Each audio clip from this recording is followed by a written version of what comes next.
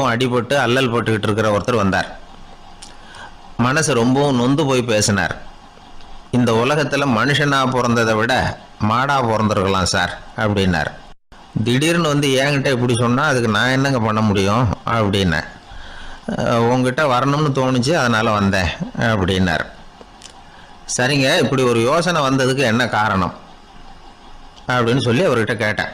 அதுக்கு அவர் சொன்னார், என் பையனுக்கு வேலை தேடுறேன் கிடைக்கல, பொண்ணுக்கும் மாப்பிள்ளை தேடுறேன் கிடைக்கல, வீடு கட்டுறதுக்கு கடன் கேட்குறேன் கிடைக்கல, மாடாக பிறந்திருந்தா இது மாதிரி கவலையெல்லாம் கிடையாதுல்ல, பேசாமல் வைக்கோலை தின்னுக்கிட்டு அசை போட்டுக்கிட்டே கடந்து விடலாமே அப்படின்னார் அலட்சியமாக. அதுக்கப்புறம் தான் அவர் சொன்ன கருத்தை நானும் கொஞ்சம் அசை போட ஆரம்பித்தேன் மனசுக்குள்ளே. இப்போது இயற்கையை பொறுத்த வரைக்கும் அது நாம் எல்லாரும் மகிழ்ச்சியாக வாழணும் அப்படின்னு தான் விரும்புது. விலங்குகள், பறவைகள், தாவரங்கள், அப்புறம் மற்ற உயிரினங்கள் எல்லாமும் நல்லபடியாக இருக்கணும் அப்படிங்கிறது தான் இயற்கையோட விருப்பம். அதில் ஒன்றும் சந்தேகம் இல்லை. இயற்கையோட அமைப்பை கொஞ்சம் கவனித்து பார்த்தா அதை நாம் நல்லா புரிஞ்சுக்கலாம். இருந்தாலும் இந்த ஆள் சொன்னதை கேட்ட பிறகு தான் ஒரு முக்கியமான வேறுபாடு புரிஞ்சுது. அதாவது இந்த உலகத்தில் உள்ள முக்கியமான பிரச்சனைகள் 6. அந்த 6 பிரச்சனைகளும் ஆடு மாடுகளுக்கு கிடையாது, மரம் செடி கொடிகளுக்கு கிடையாது. ஆனால் மனுஷன் அந்த 6 பிரச்சனைகளையும் சந்திக்க வேண்டியிருக்கு. சரி, அந்த 6 பிரச்சனைகள் என்னென்ன தெரியுமா? முதல்ல இந்த ஆடு மாடுலாம் நமக்குன்னு சொந்தமாக ஒரு வீடு இல்லையே அப்படின்னு கவலைப்பட்டுக்கிட்டு இருக்கிறதில்ல. ஆனால் மனிதனுக்கு வீடு தேவைப்படுது. இது ஒரு வித்தியாசம். இப்போ 2வது பிரச்சனை என்னென்னா ஆடை பிரச்சனை. ஒரு கோழியோ சேவலோ நாம் போட்டுக்கிறதுக்கு ஒரு சட்டை இல்லையே அப்படின்னு கவலைப்படுறதில்ல. ஆனால் மனுஷனுக்கு அந்த கவலை உண்டு. சரி, இப்போ 3வது என்னன்னு பார்த்தா கல்வி பிரச்சனை. ஒரு பசுமாடு கவலையோடு நின்றுக்கிட்டு இருக்கு அப்படின்னு வச்சுக்குவோம். நீங்கள் அதுக்கிட்ட போய் ஏன் பசுமாடை கவலையோடு நின்றுக்கிட்டு இருக்கிற அப்படின்னு கேட்குறீங்க. என் கண்ணுக்குட்டிக்கு எல்கேஜியில் இடம் கிடைக்கல, டொனேஷன் கொடுக்கறதுக்கு கையில் பணமும் கிடையாது, சிபாரிசுக்கு யாரை பிடிக்கிறதுன்னு தெரியல, இப்படியா சொல்லிகிட்டு இருக்கோம். அதுக்கு அந்த கவலையெல்லாம் கிடையாது. ஆனால் மனிதனுக்கு அந்த கவலை உண்டு. 4வது என்னன்னு பார்த்தீங்கன்னா வேலை வாய்ப்பு பிரச்சனை. வேலை கிடைக்கலையே அப்படின்னு வேப்ப மரம் கவலைப்படுறதில்ல, ஆனால் மனுஷன் கவலைப்படுறான். 5வது என்னன்னு பார்த்தா கல்யாண பிரச்சனை. எருமை மாடு பசுமாடு எல்லாம் பொண்ணுக்கு மாப்பிள்ளை தேடிட்டாலே இது பேப்பரில் மணமகன் தேவை அப்படின்னு விளம்பரமாக கொடுக்குது, அதெல்லாம் கிடையாது. 6வது என்னன்னு பார்த்தீங்கன்னா பணம் சம்பந்தமான பிரச்சனை. ஆடு மாடுலாம் பணத்தை சேமிக்கணும்னோ ஏதாவது நிதி நிறுவனத்தில் முதலீடு பண்ணணும்னோ நினச்சிக்கிட்டு இருக்கிறதில்ல. பணத்தை எப்படி காப்பாற்றுறது அப்படிங்கிற கவலையும் அதுகளுக்கு கிடையாது.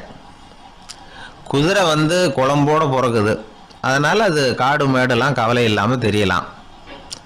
ஆடு வந்து உடம்பில் ரோமத்தோடு பிறக்குது, அதனால் அது குளிரை பற்றி கவலைப்பட வேண்டிய அவசியம் இல்லை.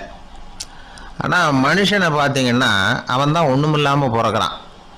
ஏன் இந்த பாகுபாடு அப்படின்னு கேட்டால் இதை பற்றி கொஞ்சம் சிந்திச்சு பார்க்கணும். அதாவது இந்த சந்தேகத்தை ஒரு பெரியவர்கிட்டையும் கேட்டேன். அவர் சொன்னார் இதுக்கு பதில். அவர் இதே கேள்வியை இயற்கை கிட்ட கேட்டாராம். இயற்கை பதில் சொல்லிச்சான். வேறு யாருக்கும் கொடுக்காத ஒரு வலுவான கருவியை, ஒரு பவர்ஃபுல் வெப்பன் மனுஷனுக்கு கொடுத்துருக்குறேன்னு, அந்த கருவியை உபயோகப்படுத்தி அந்த 6 பிரச்சனையை மட்டும் இல்லை 6 கோடி பிரச்சனைகள் இருந்தாலும் அதையெல்லாம் சமாளிக்கலாம். அது கருவி என்ன தெரியுமா? அதுதான் 6வது அறிவு. அதை உபயோகப்படுத்தினா காலுக்கு செருப்பு தயார் பண்ணிக்கலாம், குளிருக்கு போர்வை தயார் பண்ணிக்கலாம், என்ன வேணும்னாலும் செய்யலாம் அப்படின்னு இயற்கை பதில் சொல்லிச்சான்.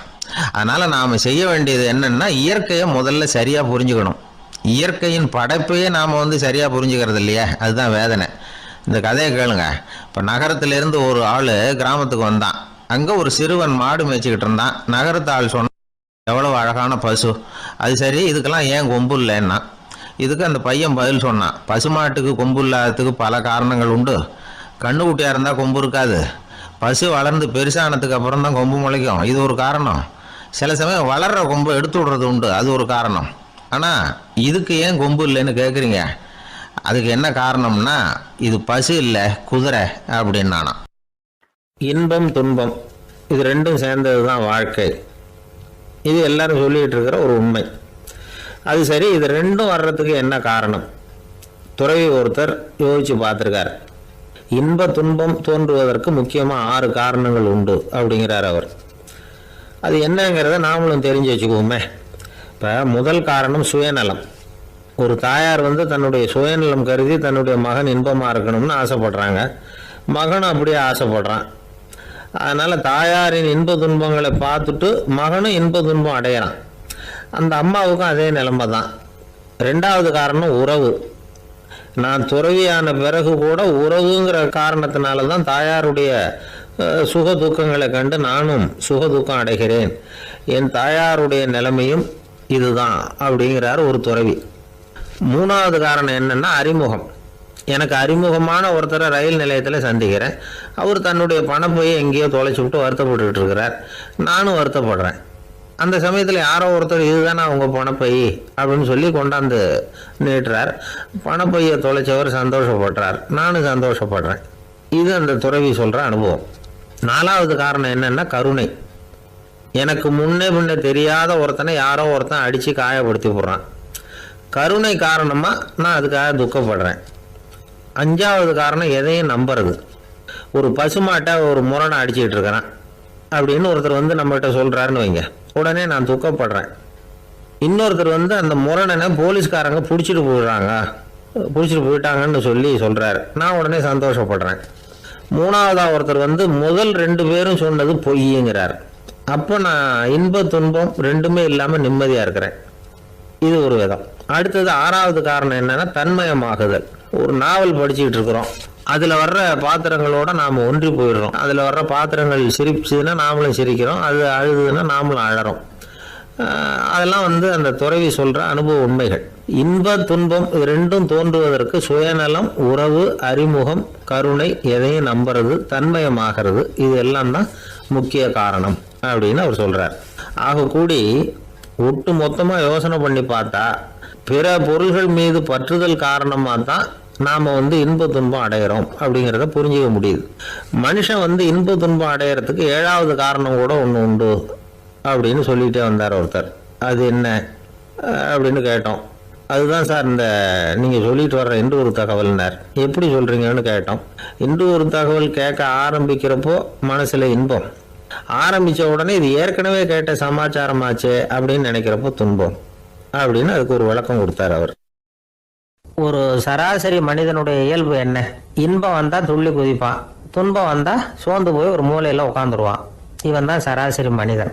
ஆனால் ஒருத்தன் இன்பம் வந்தால் அதுக்காக மகிழ்ச்சி அடைகிறதில்ல, துன்பம் வந்தால் அதுக்காக சோர்ந்து போகிறதில்ல அப்படின்னு வச்சுக்கோங்க. அப்படி இருந்தால் அவன் சாதாரண ஆள் கிடையாது. ஒரு ஊரில் ஒரு ஞானி இருந்தார். அவரை தேடிட்டு ஒரு பெரியவர் வந்தார். ஐயா, ஞானத்தில் சிறந்த ஞானம் எது அப்படின்னு கேட்டாராம். இதுக்கு அந்த ஞானி என்ன பதில் சொன்னார் தெரியுமா? இன்பத்தினால மகிழ்ச்சி அடையாமலும் துன்பத்தினால சோர்வு அடையாமலும் இருக்கிறது தான் அந்த ஞானம், பெரிய ஞானம் அப்படின்னாராம். சரி சுவாமி, அப்படிப்பட்ட ஞானம் உங்களுக்கு எப்படி வந்ததுன்னு கேட்டிருக்காரு இவர். அதை நான் ஒரு கழுதைகிட்ட இருந்து கற்றுக்கிட்டேன் அப்படின்னாராம் அவர். இவருக்கு ஒன்றும் புரியல, ஒரு மாதிரியாக முழிச்சிருக்கிறார்.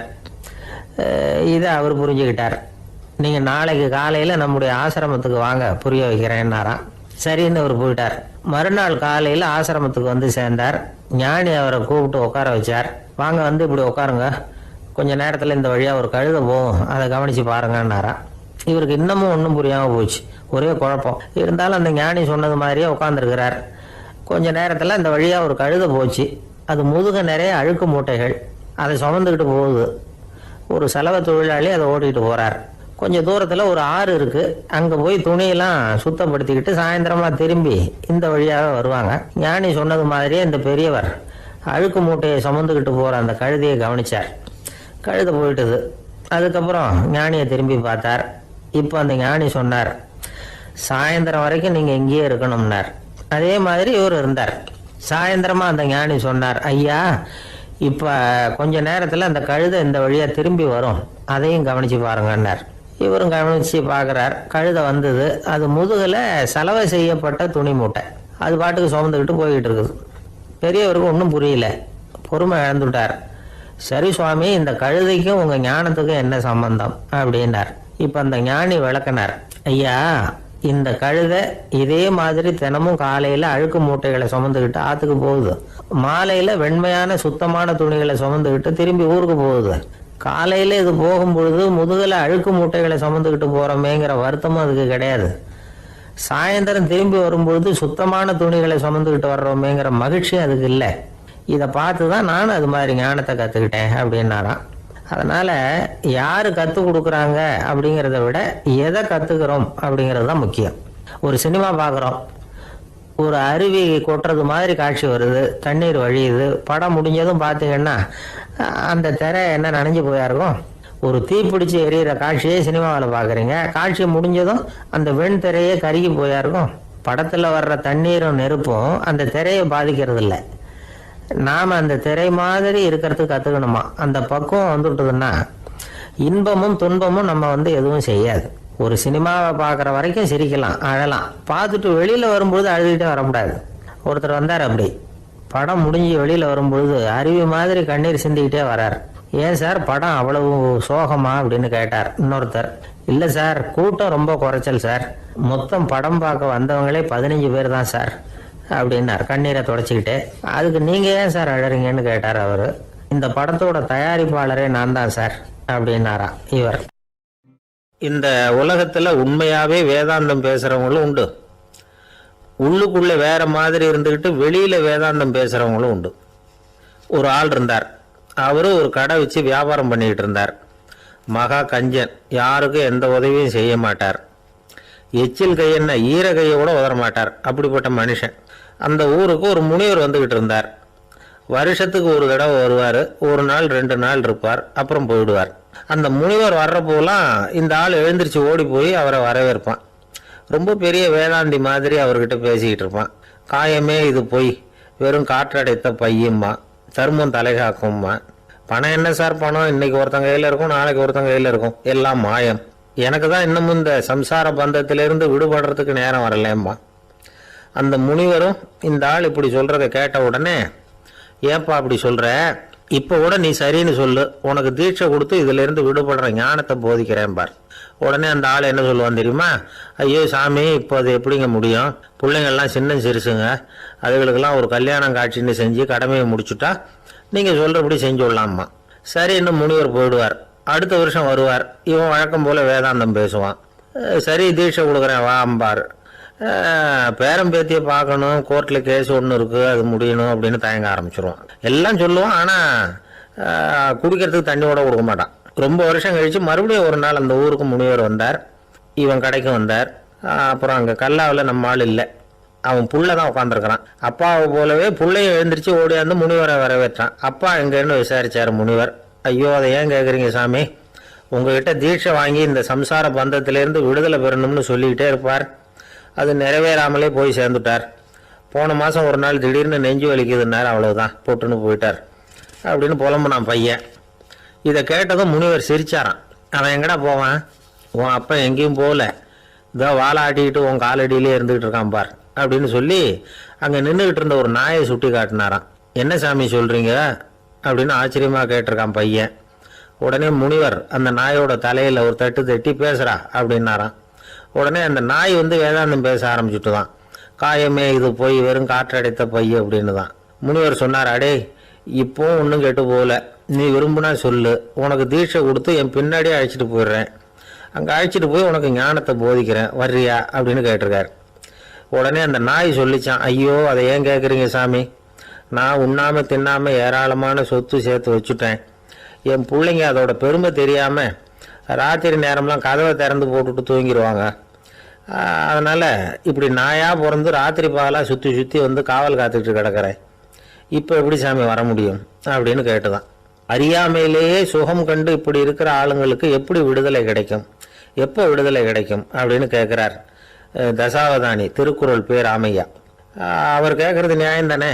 இந்த காலத்து பையன் ஒருத்தன் அப்பா கிட்ட சொன்னான், அப்பா இன்னைக்கு நான் 1 ரூபா மிச்சப்படுத்தி விட்டேன் அப்படின்னு. நானும் அப்படியா என்னடா பண்ணேன்னு கேட்டிருக்கார் அப்பா.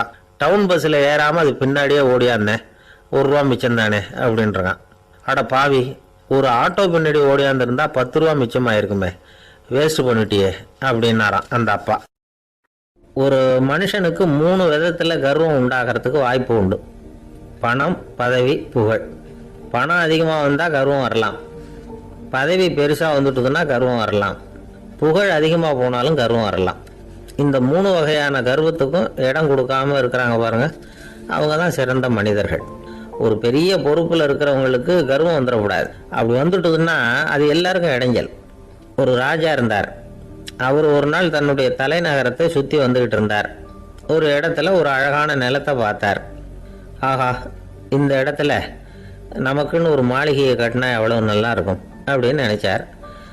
ராஜா நினச்சா அது முடியாத காரியமா? சரி, இந்த நிலம் யாருக்கு சொந்தம்னு விசாரிங்க அப்படின்னார் பக்கத்தில் இருந்தவங்க கிட்ட. அவங்கெல்லாம் ஓடி போய் விசாரித்தாங்க.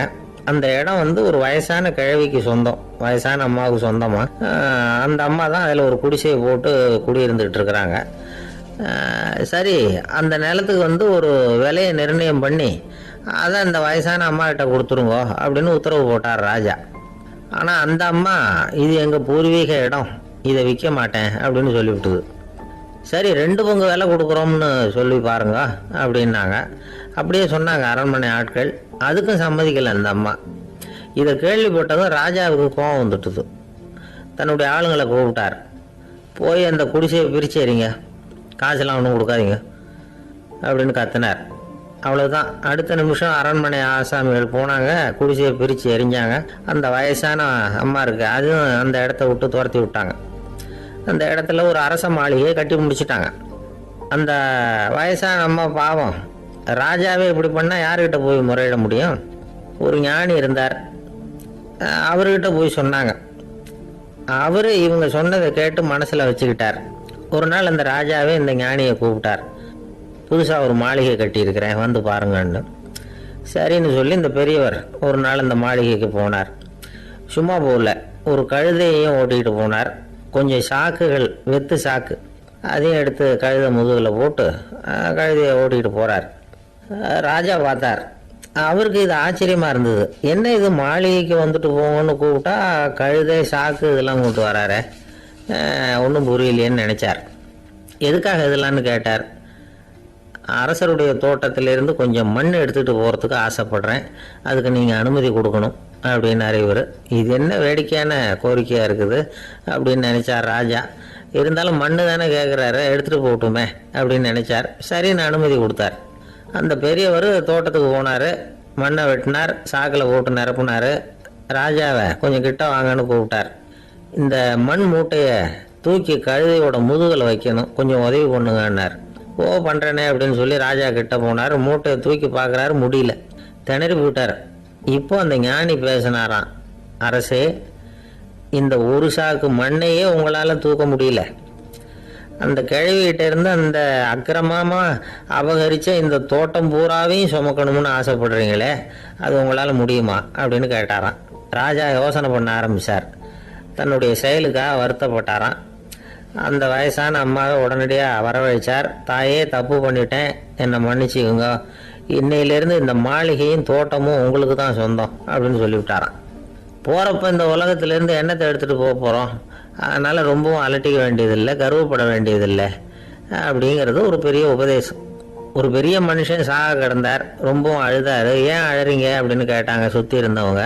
நான் சாகிறதுக்காக கவலைப்படலை, நான் நம்ம ஜனங்களுக்காக எவ்வளவோ காரியம்லாம் செஞ்சுக்கிட்டு வந்தேன். நான் செஞ்சுக்கிட்டு வந்த சேவையை இனிமேல் யார் செய்ய போகிறாங்க, அது யாரால முடியும், அதை நினச்சி தான் அழறேன் அப்படின்னாராம். ஒருத்தர் முன்னாடி வந்தார்.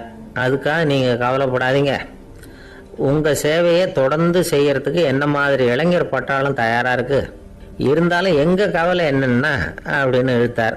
என்ன சொல்லுங்கன்னு கேட்டார் அவர். நீங்கள் இதுவரைக்கும் என்ன சேவை செஞ்சுக்கிட்டு வந்தீங்க, அதுதான் எங்களுக்கு இன்னமும் புரியாத புதிராக இருக்குது அப்படின்னாராம் அவர். சில பேரை இப்படி சொல்கிறது உண்டு. அடுத்தவங்களை அனுசரித்து நடந்துக்க தெரியல, அவன் என்ன சார் மனுஷன் அப்படிம்பாங்க. சக மனிதர்களோட எப்படி பழகிறது அப்படின்னு தெரியாததுனாலேயே பல பேர் இன்னைக்கு சங்கடப்பட்டுக்கிட்டு இருக்கிறாங்க.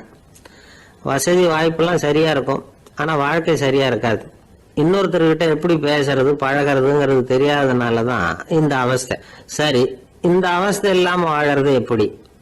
இதுக்கு அனுபவசாலிகள் சில வழிமுறைகளை சொல்கிறாங்க. அதெல்லாம் என்னென்னங்கிறத இப்போ தெரிஞ்சுக்குவோம். முதல்ல நம்ம நாக்கு நம்ம கண்ட்ரோலில் இருக்கணும். வார்த்தைகளை கொட்டி விட்டு அதுக்கப்புறம் அள்ள முடியாமல் கிடந்து கஷ்டப்படக்கூடாது. எப்படி பேசுறோங்கிறதும் முக்கியம், பேசுறப்ப எப்படி முகத்தை வச்சிருக்கிறோங்கிறதும் முக்கியம். அன்பா பேசினாலும் நல்லா இருக்கும். அப்படி பேசுறப்ப ஆதரவா அவர் தோள் மேல ஒரு கையை போட்டுக்கிட்டு பேசினா இன்னமும் நல்லா இருக்கும். ரெண்டாவது விஷயம், இன்னொருத்தர்கிட்ட பேசுறப்ப வாக்குறுதிகளை அள்ளி வீசக்கூடாது. கொடுக்கிற வாக்குறுதி குறைச்சலா இருக்கணும். அப்படி கொடுத்த வாக்குறுதியை கண்டிப்பா நிறைவேற்றணும். நாம ஒருத்தரை பாராட்டுறோம் அல்லது அவரை பத்தி அபிப்பிராயம் சொல்றோம்னா அது ஆக்கப்பூர்வமா இருக்கணும். நம்ம பாராட்டு அல்லது விமர்சனம் அடுத்தவருடைய முன்னேற்றத்துக்கு உதவுறது மாதிரி இருக்கணும். நாம சொல்றதை கேட்டுட்டு அவன் தலையில கையை வச்சுட்டு உட்காந்துடக்கூடாது. எப்பவும் உற்சாகமா இருக்கணும், முகம் அலர்ச்சியா இருக்கணும். மனுஷன் இருந்தா வருத்தம், கவலை, ஏமாற்றம் எல்லாம் இருக்கதான் செய்யும். அதெல்லாம் மனசுல இருக்கட்டும். அந்த வருத்தமும் கவலையும் ஏமாற்றமும் சேர்ந்துக்கிட்டு நம்ம முகத்துல இருக்கிற மலர்ச்சியை மூடி மறைக்கிறதுக்கு நாம இடம் கொடுத்துடக்கூடாது. எந்த விஷயத்தை பத்தி யாருக்கிட்ட பேசினாலும் வெளிப்படையா பேசணும், திறந்த மனசோட பேசணும்.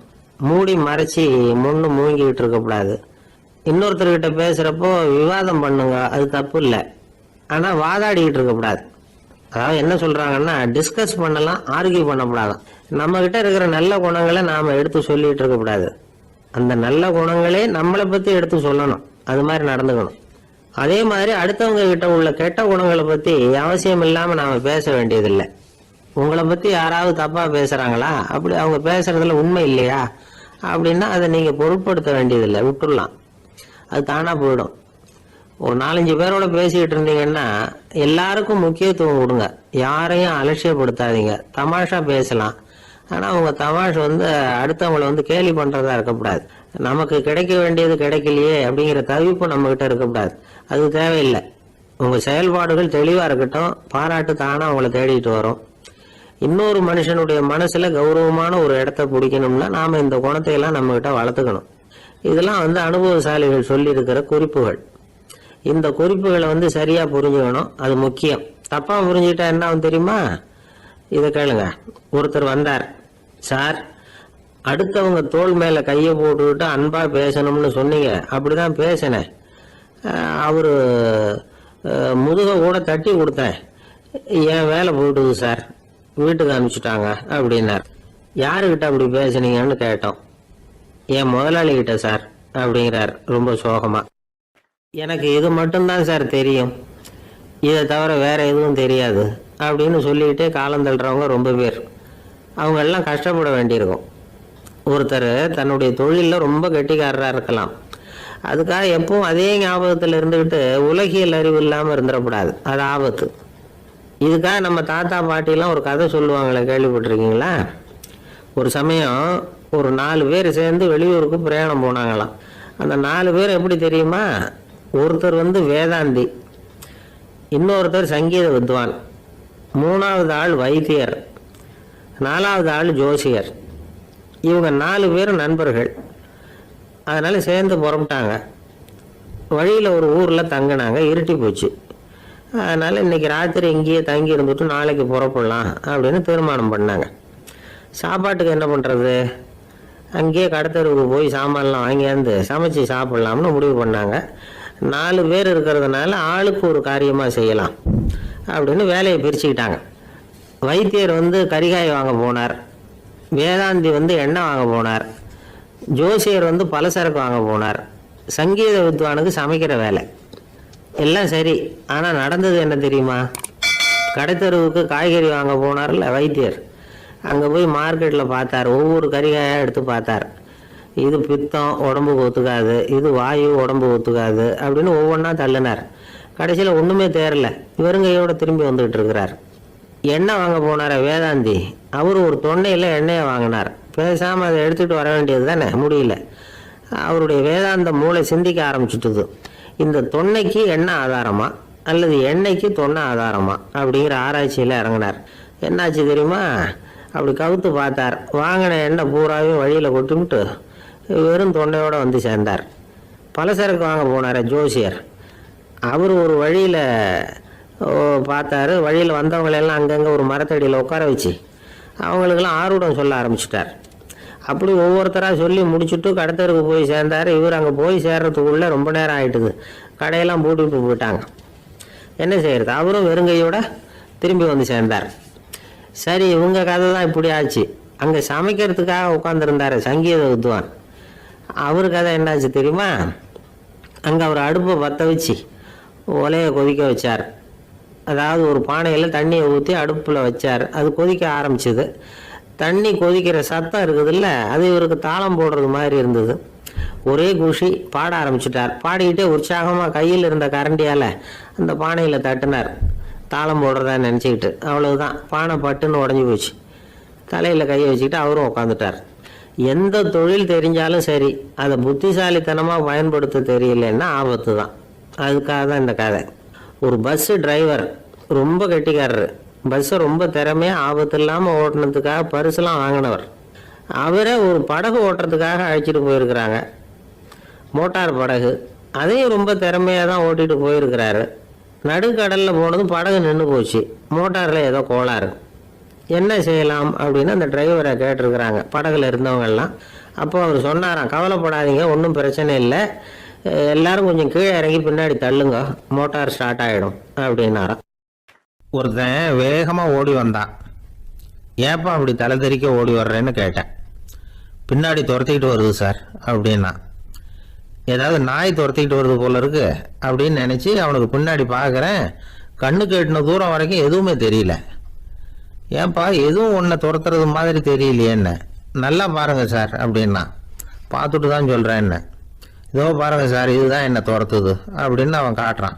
அவன் சுட்டி காட்டின இடத்துல பார்த்தா அங்கே அவனுடைய நிழல் தான் தெரியுது. என்னப்பா சொல்கிற அப்படின்னு சொல்லி அவனை சந்தேகமாக பார்த்தேன். அதுக்கப்புறம் தான் அவன் விவரமாக பேசினான். சார், எனக்கு என் நிழலை கண்டா பிடிக்கிறது இல்லை. எப்போ பார்த்தாலும் இது என்னையே பின்தொடர்ந்து வந்துக்கிட்டு இருக்குது. இதை என்னால் சகிக்கவே முடியல. இதை என்கிட்டேருந்து பிரிக்கிறதுக்கு எவ்வளவோ முயற்சிகள்லாம் பண்ணி பார்த்துட்டேன், முடியலன்னா. அப்படி என்னென்ன முயற்சிகள் பண்ணினேன் அப்படின்னு கேட்டேன். அவன் என்னென்ன செஞ்சாங்கிறத விவரமாக சொன்னான். அவன் என்ன பண்ணியிருக்கிறான், ஒரு பெரிய குழியை தோண்டி அதில் தன்னுடைய நிழலை புதைச்சிருவோம் அப்படின்னு முடிவு பண்ணிட்டு மண்வெட்டி எடுத்துக்கிட்டு தோட்டத்து பக்கம் போயிருக்கான். ஆழமாக ஒரு குழியை தோண்டியிருக்கான். குனிஞ்சு பார்க்குறான். அந்த குழிக்குள்ளே தன்னுடைய நிழல் தெரியுது. ஆஹா, இதுதான் சமயம், நிழல் இப்போ குழிக்குள்ளே இருக்கு, மண்ணை போட்டு மூடி விடலாம் அப்படின்னு நினச்சிக்கிட்டு கொஞ்சம் மண்ணை அள்ளி போட்டான். பார்த்தா இப்போ அந்த நிழல் அந்த மண்ணுக்கு மேலே வந்து நிற்கிது. இது ஏதுடா ரொம்ப போச்சு அப்படின்னு அவசரமாக மண்ணை வாரி போட்டு மூடி பார்க்குறான். குழி பூராவும் மூடி விட்டு பார்க்குறான். மறுபடியும் நிழல் மேலே வந்து உட்காந்துக்கிட்டு இருக்குது. சரி, இதை குழியில் புதைக்க முடியாது அப்படின்னு முடிவு பண்ணிட்டு இதை இங்கேயே இப்படியே விட்டுட்டு ஒரே ஓட்டமாக ஓடி போடுவோம் அப்படின்னு நினச்சி எடுத்தான் ஓட்டம். அது காலை நேரம். இவன் மேற்க நோக்கி ஓடிக்கிட்டு இருக்கிறான். ஓடி ஓடி பார்க்குறான், நிழல் இவனை விட வேகமாக இவனுக்கு முன்னாடி ஓடிக்கிட்டு இருக்கு. சரி, திரும்பி ஓடி பார்ப்போம் அப்படின்னு நினச்சிக்கிட்டு அப்படியே சடார்னு திரும்பி ஓட ஆரம்பித்தான். பார்த்தான், அப்பாடா நிழலை காணலை. கொஞ்சம் தூரம் ஓடி ஒரு இடத்துல நின்று அப்படியே சாவகாசமாக திரும்பி பார்க்குறான். பின்னாடி நின்றுட்டு இருக்குது நிழல்.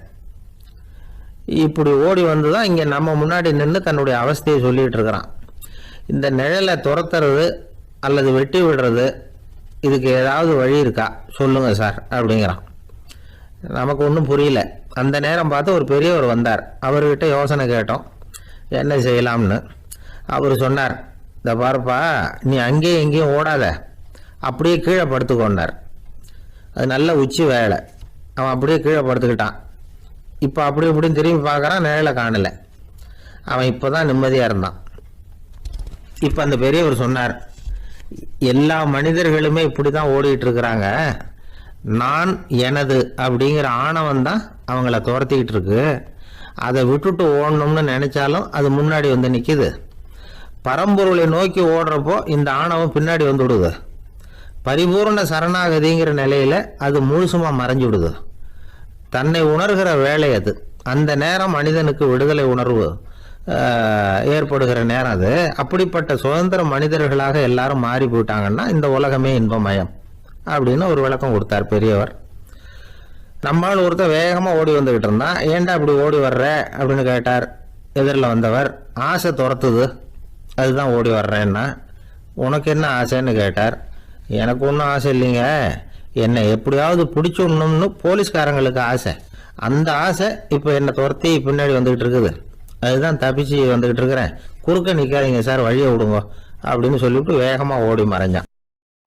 ஒரு ஊரில் ஒரு கோயில் இருந்தது. ரொம்ப பழைய கோயில். உள்ளே போகிறதுக்கே பயமாக இருக்கும். எந்த நேரத்தில் இடிஞ்சு விழுந்துருமோ அப்படிங்கிற பயம். அப்படி இருந்ததுனால யாரும் துணிஞ்சு சாமி கும்பிடுறதுக்கு அங்கே போகிறதில்ல. கோயிலுக்கு வர்ற கூட்டம் கொஞ்சம் கொஞ்சமாக குறைய ஆரம்பிச்சுட்டுது. கோயில் நிர்வாகிகள் எல்லாரும் கூடி உட்காந்து பேசினாங்க. என்ன பண்ணலாம்னு யோசனை பண்ணாங்க.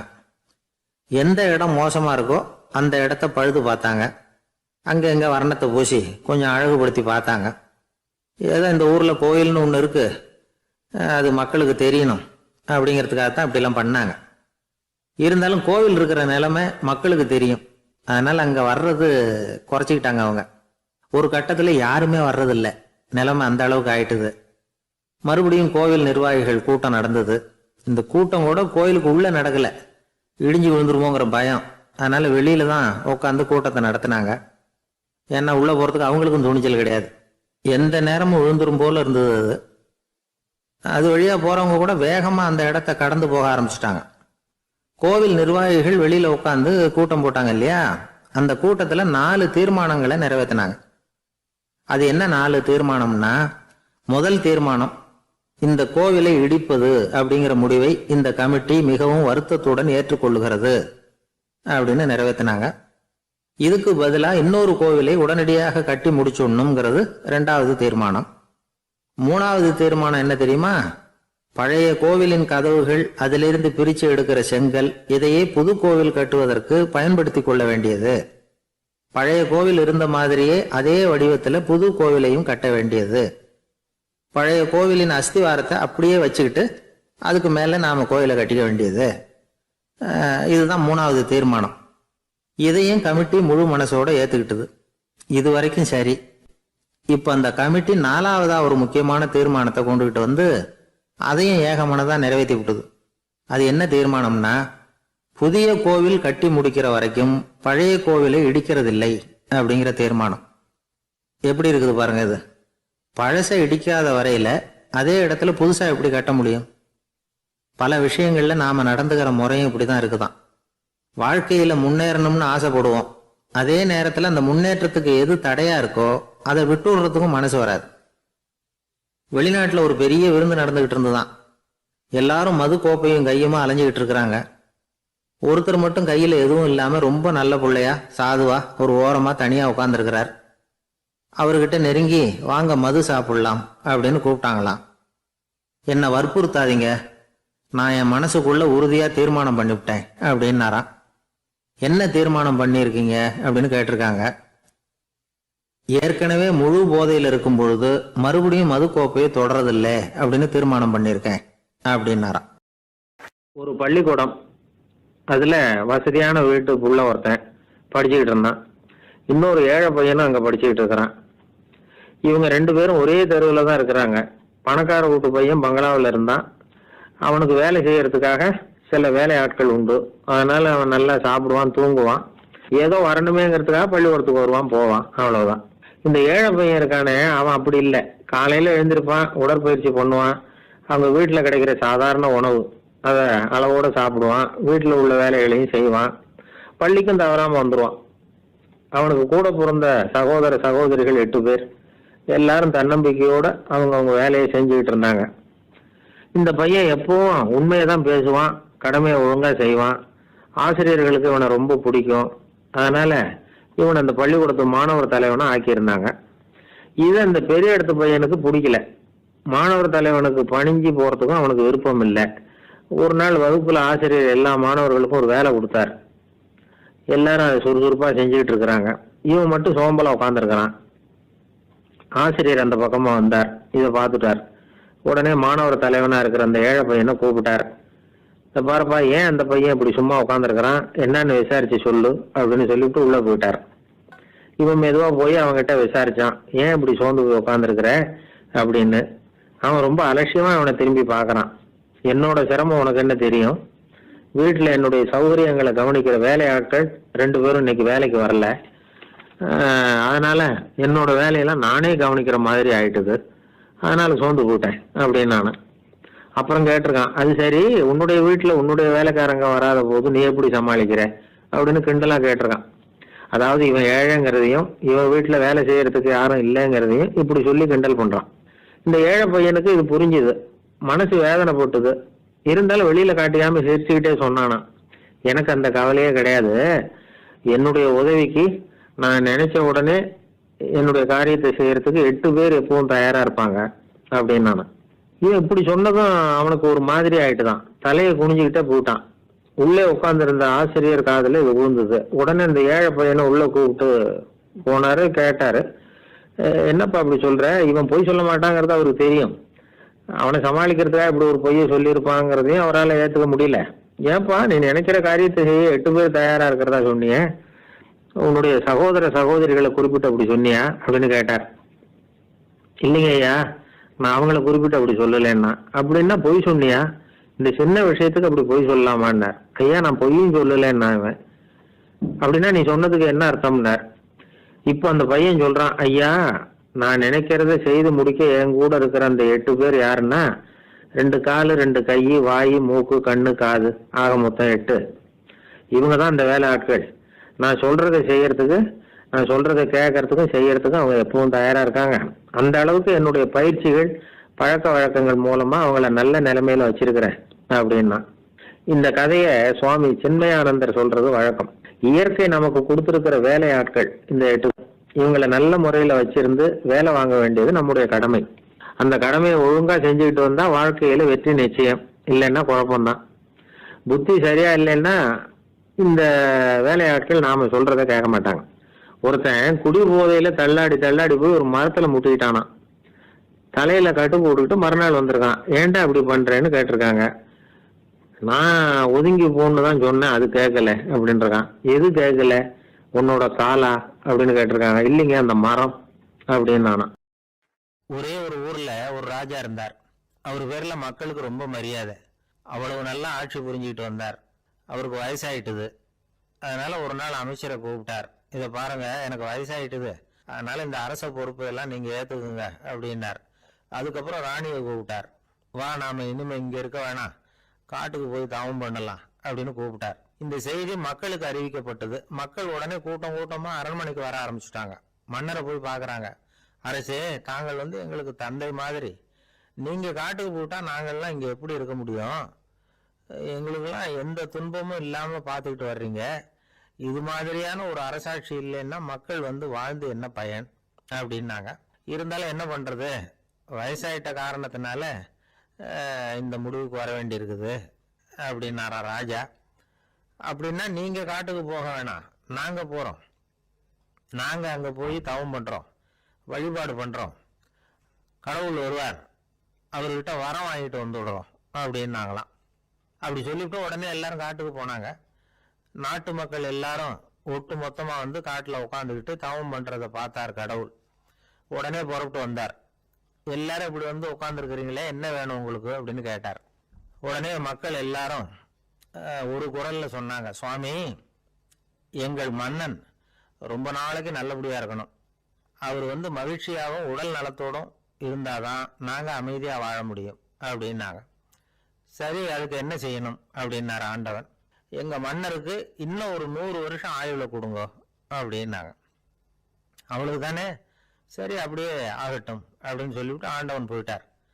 மக்கள் மகிழ்ச்சியோட திரும்பி வந்தாங்க. மன்னா, கடவுள் வரம் கொடுத்துட்டார், நீங்க 100 வருஷம் வாழ போறீங்க அப்படின்னாங்க. இதை கேட்டதும் ராணி ராஜாவை வணங்கி, நான் தவம் செய்ய போறேன் அப்படின்னு புறப்பட்டாங்க. உடனே மக்கள் என்ன நினைச்சாங்க தெரியுமா? ஐயோ, நாம ராஜாவுக்கு மட்டும்தானே நீண்ட ஆயுள் வேணும்னு வரம் வாங்கணும், ராணிக்கு வாங்கலையே, அதுதான் கோபத்துல புறப்பட்டாங்க போல இருக்கு அப்படின்னு நினைச்சு வருத்தப்பட்டாங்க. ஆனா ராணி நினைச்சது அது இல்ல. ராணி போய் தவம் பண்ணாங்க, கடவுள் காட்சி கொடுத்தார். இவங்க கேக்குறாங்க, சுவாமி, ராஜாவுக்கு மட்டும் 100 வருஷம் ஆயுள்னு வரம் கொடுத்துட்டீங்க, அப்படின்னா குடிமக்களும் 100 வருஷம் இருக்கணும். இப்படிப்பட்ட குடிமக்கள் இல்லைன்னா அப்படிப்பட்ட அரசன் இருந்து என்ன பிரயோஜனம் அப்படின்னாங்களாம். ஆண்டவன் பார்த்தார். சரி, அவங்களும் 100 வருஷம் வாழ்வாங்க, அது மட்டும் இல்ல, நீயும் 100 ஆண்டு காலம் வாழ வரமளிக்கிறேன் அப்படின்னு சொல்லிவிட்டு மறைஞ்சிட்டார். இதுல ஆண்டவன் வர்றதும் மறையறதும் முக்கியம் இல்லை. இதுல கவனிக்க வேண்டியது ஆள்கிறவனின் விசால மனம், குடிமக்களின் விசால மனம், ஆள்கிறவன் மனைவியினுடைய விசால மனம். இப்படி ஒரு நாடு இருந்துட்டுதுன்னா எப்படி இருக்கும் வாழ்க்கை நினைச்சு பாருங்க. அதனால தான் பெரியவங்கெல்லாம் சொல்கிறாங்க, இதய வாசல் திறந்தே இருக்கணும், இதயத்தின் கதவுகளை மூடாதீங்க அப்படின்னு சொல்லுவாங்க. இந்த ஆளை கண்டா ஏன் இப்படி முகத்தை திருப்பிக்கிட்டு வர்றீங்க அப்படின்னு கேட்டார் ஒருத்தர் நண்பர்கிட்ட. எலெக்ஷனில் அவன் எதிர்த்து நின்னவன் சார், என்ன அவங்ககிட்ட நமக்கு என்ன பேச்சுவார்த்தை அப்படின்னாராம் ரொம்ப கோபமாக இவர். சரி, அந்த ஆள் யாருன்னு கேட்டேன். என் கூட பிறந்த தம்பி தான் சார் அப்படின்னார் அந்த கோபம் குறையாமல். அதாவது நம்ம ஊர் நிலவரம் இப்படி, அதாவது அண்ணனும் தம்பியும் எதிர்த்து நிற்பாங்க தேர்தலில், ஒருத்தர் கண்டா பேசிக்கிறது இல்லை. ஆனால் இங்கிலாந்தில் எப்படி தெரியுமா, அங்கே ஒரே மேடையில் போட்டி போடுற 2 வேட்பாளர்களும் பேசுவாங்களாம், பட்டிமன்றம் மாதிரி. ஒருத்தர் முதல்ல எழுந்திருப்பார், நான் இந்த தேர்தலில் வெற்றி பெற்றால் என்னென்ன செய்வேன் அப்படின்னு சொல்லிவிட்டு உட்காருவார். அதுக்கப்புறம் அடுத்தவர் எழுந்திருப்பார், அவர் சொல்லுவார், நான் வெற்றி பெற்றால் இந்த மக்களுக்கு என்னென்ன செய்வேன், இந்த நாட்டுக்கு என்னென்ன செய்வேன் அப்படிங்கிறத சொல்லிவிட்டு உட்காருவார். 2 பேரும் ஒரே மேடையில் பேசுவாங்க. மக்கள் 2 பேர் பேச்சையும் கேட்டுக்கிட்டு ஒரு முடிவுக்கு வருவாங்க. இதுதான் அங்கே உள்ள பழக்கம். இங்கே அப்படி இல்லை. இங்கே ஒருத்தர் பார்த்தாவே முகத்தை திருப்பிக்கிறது. ஒரு தடவை இது மாதிரி ஒரு கூட்டம் நடந்துகிட்டு இருக்கு அங்கே வெளிநாட்டில் தான். நேரத்துக்கு சரியாக ஒரு வேட்பாளர் வந்து சேரல. இது இங்கிலாந்தில் நடந்த நிகழ்ச்சி. அப்புறம் என்னாச்சுன்னா, ஒருத்தர் வந்துட்டாரு, இன்னொருத்தர் வந்து சேரல. அப்புறம் உடனே அந்த ஒருத்தர் வந்தவர் பேச ஆரம்பிச்சிட்டார். அதாவது அந்த இன்னொருத்தர் சார்பாகவே பேசிட்டாராம். அதாவது அவர் வரல, நான் அவர் சார்பாக நான் பேசிடுறேன், அதாவது அவர் ஜெயிச்சுட்டா அவர் என்னென்ன செய்வார் இந்த நாட்டுக்கு அப்படின்னு சொல்லி அவர் பக்கத்தில் உள்ள நியாயத்தை எடுத்து இவரே சொல்லிட்டாராம். இப்படிலாம் அங்கே நடந்துதான். இது எப்பேற்பட்ட தேர்தல் பண்பாடு பாருங்க. அதனால இன்னொரு விஷயம், இப்போ இங்கிலாந்துல எல்லாம் ஓட்டு கேட்குறப்ப வெற்றியா தோல்வியாங்கிறத ஓரளவுக்கு யூகிச்சு விடலாமா. இப்போ ஒரு வேட்பாளர் ஒரு வீட்டுக்கு முன்னாடி போய் நின்று எனக்கு ஓட்டு போடுங்கன்னு கேட்குறாருன்னு வச்சுங்களேன், அதுக்கு என்ன பார்த்து செய்கிறோம், போயிட்டு வாங்க அப்படின்னு சில வீடுகளில் வாசலில் நின்று சொல்லி அனுப்பிச்சிருவாங்களாம். வேற சில வீடுகளில் எப்படின்னா, வேட்பாளரை வீட்டுக்குள்ளே கூப்பிட்டு காபி சாப்பிட சொல்லி உபசரித்து அதுக்கப்புறம் அனுப்பி வைக்கிறது வழக்கமா. இதில் எந்த வீட்டு ஓட்டு நிச்சயம் தெரியுமா? வாசலில் நின்று வழி அனுப்பி வச்சுடுறாங்க பாருங்க, அவங்க ஓட்டு நிச்சயம். உள்ள கூப்பிட்டு காப்பி கொடுத்து அனுப்புறாங்க பாருங்க, அவங்க ஓட்டு நிச்சயம் இல்லையா.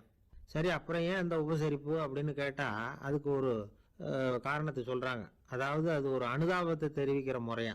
ஐயோ பாவம், நாம இவருக்கு ஓட்டு தான் போட போறதில்ல, இதையாவது செய்வோம், காப்பியாவது சாப்பிட்டு போட்டோம் அப்படிங்கிற எண்ணமா. இப்படி அந்த ஒரு பழக்கம். ஆக அந்த ஊர்ல நிறைய காப்பி சாப்பிடணும்னு ஒருத்தர் ஆசைப்பட்டா தேர்தலில் தோத்து போறதுக்கு தயாரா இருக்கணும். ஒரு சமயம் ஒரு ஊர்ல தேர்தல் நடந்துதான். ஒரு தொகுதியில் நின்று தோத்து போன ஒருத்தர் கையில ஒரு துப்பாக்கியோட ஊருக்குள்ள சுத்திக்கிட்டு இருந்தாராம். ஒரு போலீஸ்காரர் அவரை பார்த்துட்டு சந்தேகப்பட்டிருக்கார். அதனால அவரை தடுத்து நிறுத்தி, என்ன இது துப்பாக்கியோட சுத்துறீங்களேன்னு விசாரிச்சிருக்கார். இதுக்கு அவர் சொன்னாராம், சார் இந்த தொகுதியில மொத்தம் 1,00,000 வாக்காளர்கள், அதுல எனக்கு 10,000 பேர் மட்டும்தான் எனக்கு ஓட்டு போட்டிருக்கிறாங்க. அப்படின்னா எனக்கு வேண்டாதவங்க இந்த தொகுதியில 90,000 பேர் இருக்கிறாங்கன்னு அர்த்தம். இப்படி ஒரு சூழ்நிலையில நான் என்னுடைய பாதுகாப்புக்கு ஆயுதம் இல்லாம நடமாடலாமா அப்படின்னு கேட்டாராம். எவ்வளவு எச்சரிக்கை பாருங்க. நம்ம ஊர்ல சில பேர் ஓட்டு கேட்கிற விதமே தனி. ஒருத்தர் ரொம்ப சாமர்த்தியமா ஓட்டு கேட்பாராம். அவர் எப்படின்னா, ஒரு வீட்டுக்கு போறாருன்னு வச்சுங்களேன், அந்த நேரம் அந்த வீட்டுக்காரரு என்ன செஞ்சுக்கிட்டு இருக்கிறாரோ அதே வேலையை இவரும் கொஞ்ச நேரம் செய்வாராம், அவருக்கு ஒத்தாசையா. அதுக்கப்புறம் மெதுவா பேச்சு கொடுப்பார், ஓட்டு கேட்பார், இது மாதிரி எலெக்ஷன்ல நிற்கிறேன் கவனிக்கணும்னு. அது மாதிரி ஒரு தடவை அவர் போனப்ப அங்க அவர் என்ன பண்ணிட்டு இருக்காரு, வீட்டுக்கு பின்னாடி மாட்டு கொட்டையில பால் கறந்துட்டு இருக்காரு ஒரு பசுமாட்டுக்கிட்ட. அந்த வீட்டுல இவர் ஓட்டு கேட்க போனவர் இவர் ஓடி போய் இன்னொரு சொம்பை எடுத்துக்கிட்டு அதே மாட்டுக்கு இன்னொரு பக்கம் போய் உட்காந்துக்கிட்டு இவரும் பால் கறக்க ஆரம்பிச்சிட்டார். எதிர உட்காந்துட்டு இருக்காரு அவரு, இவர் இந்த பக்கம் உட்காந்துருக்காரு. கீழே கொஞ்சம் குனிஞ்சு பார்த்தா ஒருத்தர் முகத்தை ஒருத்தர் பார்க்கலாம். கொஞ்ச நேரம் ஆனதுக்கு அப்புறம் இவர் மெதுவா அவர்கிட்ட பேச்சு கொடுத்தாராம். இது மாதிரி நான் எலெக்ஷன்ல நிக்கிறேன், நீங்க ஓட்டு போடணும், அதுக்காக தான் வந்தேன்னாராம். அது முடியாதுங்களேன்னாராம் அவரு. ஏன்னு கேட்டிருக்கார். நான் இந்த வீட்டுக்காரன் இல்லை, நானும் உன்ன மாதிரி ஓட்டு கேட்க வந்தவன் தான் அப்படின்னாராம் அவர். ஒரு இலக்கிய கூட்டம் ஏற்பாடு பண்ணியிருக்கிறோம், நீங்க அவசியம் அதுல பேசணும் அப்படின்னு கேட்டுக்கிட்டார் ஒருத்தர். வேணாங்க, 4 பேருக்கு முன்னாடி நிக்கிறதுன்னா எனக்கு ரொம்ப கூச்சமா இருக்கும் அப்படின்னாரு இவரு. ஏன் சார் இன்னமும் குழந்தை மாதிரி கூச்சப்படுறீங்களே அப்படின்னார் அவர். அவர் ஒரு மாதிரியா சமாளிச்சு அனுப்பி வச்சுட்டு அதுக்கப்புறம் அதை பத்தி இவர் யோசிச்சு பார்த்திருக்கார். சில நிபுணர்கள் எழுதியிருக்கிறத படிச்சும் பார்த்திருக்கிறார். மனோதத்துவ நிபுணர்கள் என்ன சொல்றாங்க தெரியுமா? 10% 20% குழந்தைகள் பிறக்கிறப்பவே கூச்ச சுபாவம் கொண்டதா தான் இருக்குதான். ஒரு தாத்தா தன்னோட பேர பிள்ளைய ஆசையா கூப்பிடுறார் விளையாட்டு காட்ட, அதை அழுதுகிட்டு ஓடி போகுது. ஒரு அம்மா தன்னோட பிள்ளைய பள்ளிக்கூடத்தில் சேர்க்கறதுக்காக கூப்பிட்டுக்கிட்டு போகிறாங்க. அந்த புள்ள அம்மாவோட முந்தானையில் ஒளிஞ்சிக்கிட்டு வெளில வரமாட்டேங்குது. இவங்களெல்லாம் எப்படி சமாளிக்கிறது? குழந்தைகளோட கூச்ச சுபாவத்தை போக்குறது எப்படி? இதுக்கு நிபுணர்கள் சில யோசனைகளை சொல்லியிருக்கிறாங்க. மற்றவங்களுக்கு முன்னாடி என் பையனுக்கு கூச்சம் ரொம்ப அதிகம் சார், மற்றவங்க பார்த்தா ரொம்ப வெக்கப்படுறான், இப்படி சொல்கிற அப்பாக்கள் உண்டு. என் பையன் புது மனுஷால பார்த்தா அட்டையாக ஒட்டிக்குவான் சார் அப்படின்னு சொல்கிற அப்பாக்களும் உண்டு. இப்படிலாம் குழந்தைகளுக்கு முத்திரை குத்துறது ரொம்ப தப்பான். புதுசாக யாராவது வீட்டுக்கு வந்தால் குழந்தை தானாக தன்னோட கூச்சத்தையும் பயத்தையும் போக்கிக்கிட்டு சகஜமாக மாறி வர்றதுக்கு வாய்ப்பு கொடுக்கணுமா. ஒரு கூட்டத்துக்கோ அல்லது சொந்தக்காரங்க கல்யாணத்துக்கோ குழந்தைய அழைச்சிட்டு போகிறீங்க, அங்கே போய் கட்டாயப்படுத்தி குழந்தைய மற்றவங்க கிட்ட பேச சொல்லக்கூடாது. சில சமயம் குழந்தை தானாக தன்னுடைய கூச்ச சுபாவத்தை விட்டு பேசுறதுக்கு முன் வந்தால் அதை பாராட்டணும். குழந்தை கலகலப்பு இல்லாமல் மௌனமாக இருந்ததுன்னா அதையும் கண்டுக்கக்கூடாது. குழந்தை பேச ஆரம்பித்தா அதை ஆர்வத்தோடு கவனிக்க தெரியணும். கலந்து உரையாடுற பழக்கத்தை வீட்லேயே ஆரம்பிக்கலாம். கேட்டதுக்கு பதில் சொல் அப்படின்னு நீங்கள் அதிகாரம் பண்ணிகிட்டு இருக்கக்கூடாது. அது குழந்தைக்கு பேசுகிற சந்தர்ப்பத்தை குறைச்சிருமா. இப்போ நாம் அதிகாரம் பண்ணால் கேலி செய்கிற பழக்கம் குழந்தைகளை ரொம்ப பாதிச்சிருமா. பெரியவங்களானதுக்கு அப்புறமும் சில பேர் கூச்சத்தோடவும் பயத்தோடவும் இருக்கிறதுக்கு இதுதான் காரணம். சின்ன வயசில் அவங்கெல்லாம் ஏதாவது கேலிக்கு ஆளாகி இருப்பாங்க. ரெண்டாவது குழந்தை மூத்த குழந்தைய கேலிக்கு ஆளாகிற சந்தர்ப்பங்களை கண்டு கேலி பண்ணினா அது இளம் நெஞ்சங்களை விட்டு நீங்கிறதே இல்லையா. எப்பவும் குழந்தையோட நடை உடை பாவனைகளை பற்றி சொல்லிக்கிட்டே இருக்கக்கூடாதான். அதுவே கூச்ச சுபாவத்தை கொண்டுட்டு வந்துருமா. அப்பா எங்கன்னு யாராவது கேட்டால் இது மாதிரி இன்ன காரியத்துக்காக வெளியில் போயிருக்கார், இத்தனை மணிக்கு திரும்பி வருவார் அப்படின்னு சொல்கிற அளவுக்கு குழந்தைகளை பழக்கப்படுத்தி வைக்கணும். ஃபோன்லேயே யாராவது விசாரித்தா கூட இது மாதிரி பதில் சொல்லு அப்படின்னு சொல்லணும். சின்ன சின்ன மீட்டிங்கில் 4 வார்த்தை பேச தயார் பண்ணலாம். ஒரு கடையிலையோ அல்லது ஹோட்டல்லையோ ஏதாவது விவரம் கேட்கணும்னா உங்கள் குழந்தைய தைரியமாக அனுப்புங்க.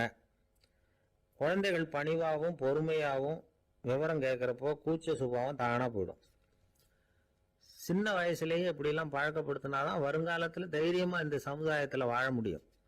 இல்லைன்னா 60 வயசுலேயும் அடுப்பங்கரையை விட்டு வெளில வர்றதுக்கு கூச்சப்பட்டுக்கிட்டு தான் இருக்க வேண்டியிருக்கும். இந்த காலத்து பிள்ளைங்க எவ்வளவோ பரவாயில்ல, எதுக்கும் தயங்குறதில்ல, கூச்சப்படுறதில்ல. ஒரு அம்மா அடுப்பங்கரையிலேருந்து சத்தம் போட்டாங்க, டேய் ராமு, தயவு பண்ணி அந்த டிவியை நிறுத்துறா, அந்த பெண்ணோட குரல் மகா மோசம், அடுப்பங்கரையில் இருக்கிற என்னாலேயே அதை சகிச்சிக்க முடியல அப்படின்னாங்களாம். உடனே பையன் கொஞ்சம் கூட தயங்காமல் பதில் சொல்கிறான், அம்மா இந்த குரல் டிவியிலேருந்து வரல, எழுத்த விட்டு மாமி தான் இங்கே வந்திருக்கிறாங்க, அவங்க தான் இப்போ என்னோட பேசிக்கிட்டு இருக்கிறாங்க அப்படின்னு. நான் பந்திக்கு முந்தர ஆசாமிகள் நம்மள பல பேர் உண்டு. அப்படி முந்தறதுக்கு கூட முயற்சி பண்ணுறவங்க நிறைய பேர் இருக்கிறாங்க. இதில் என்ன ஒரு விஷயம்னா, பந்திக்கு முந்தறது கூட தப்பு இல்லை.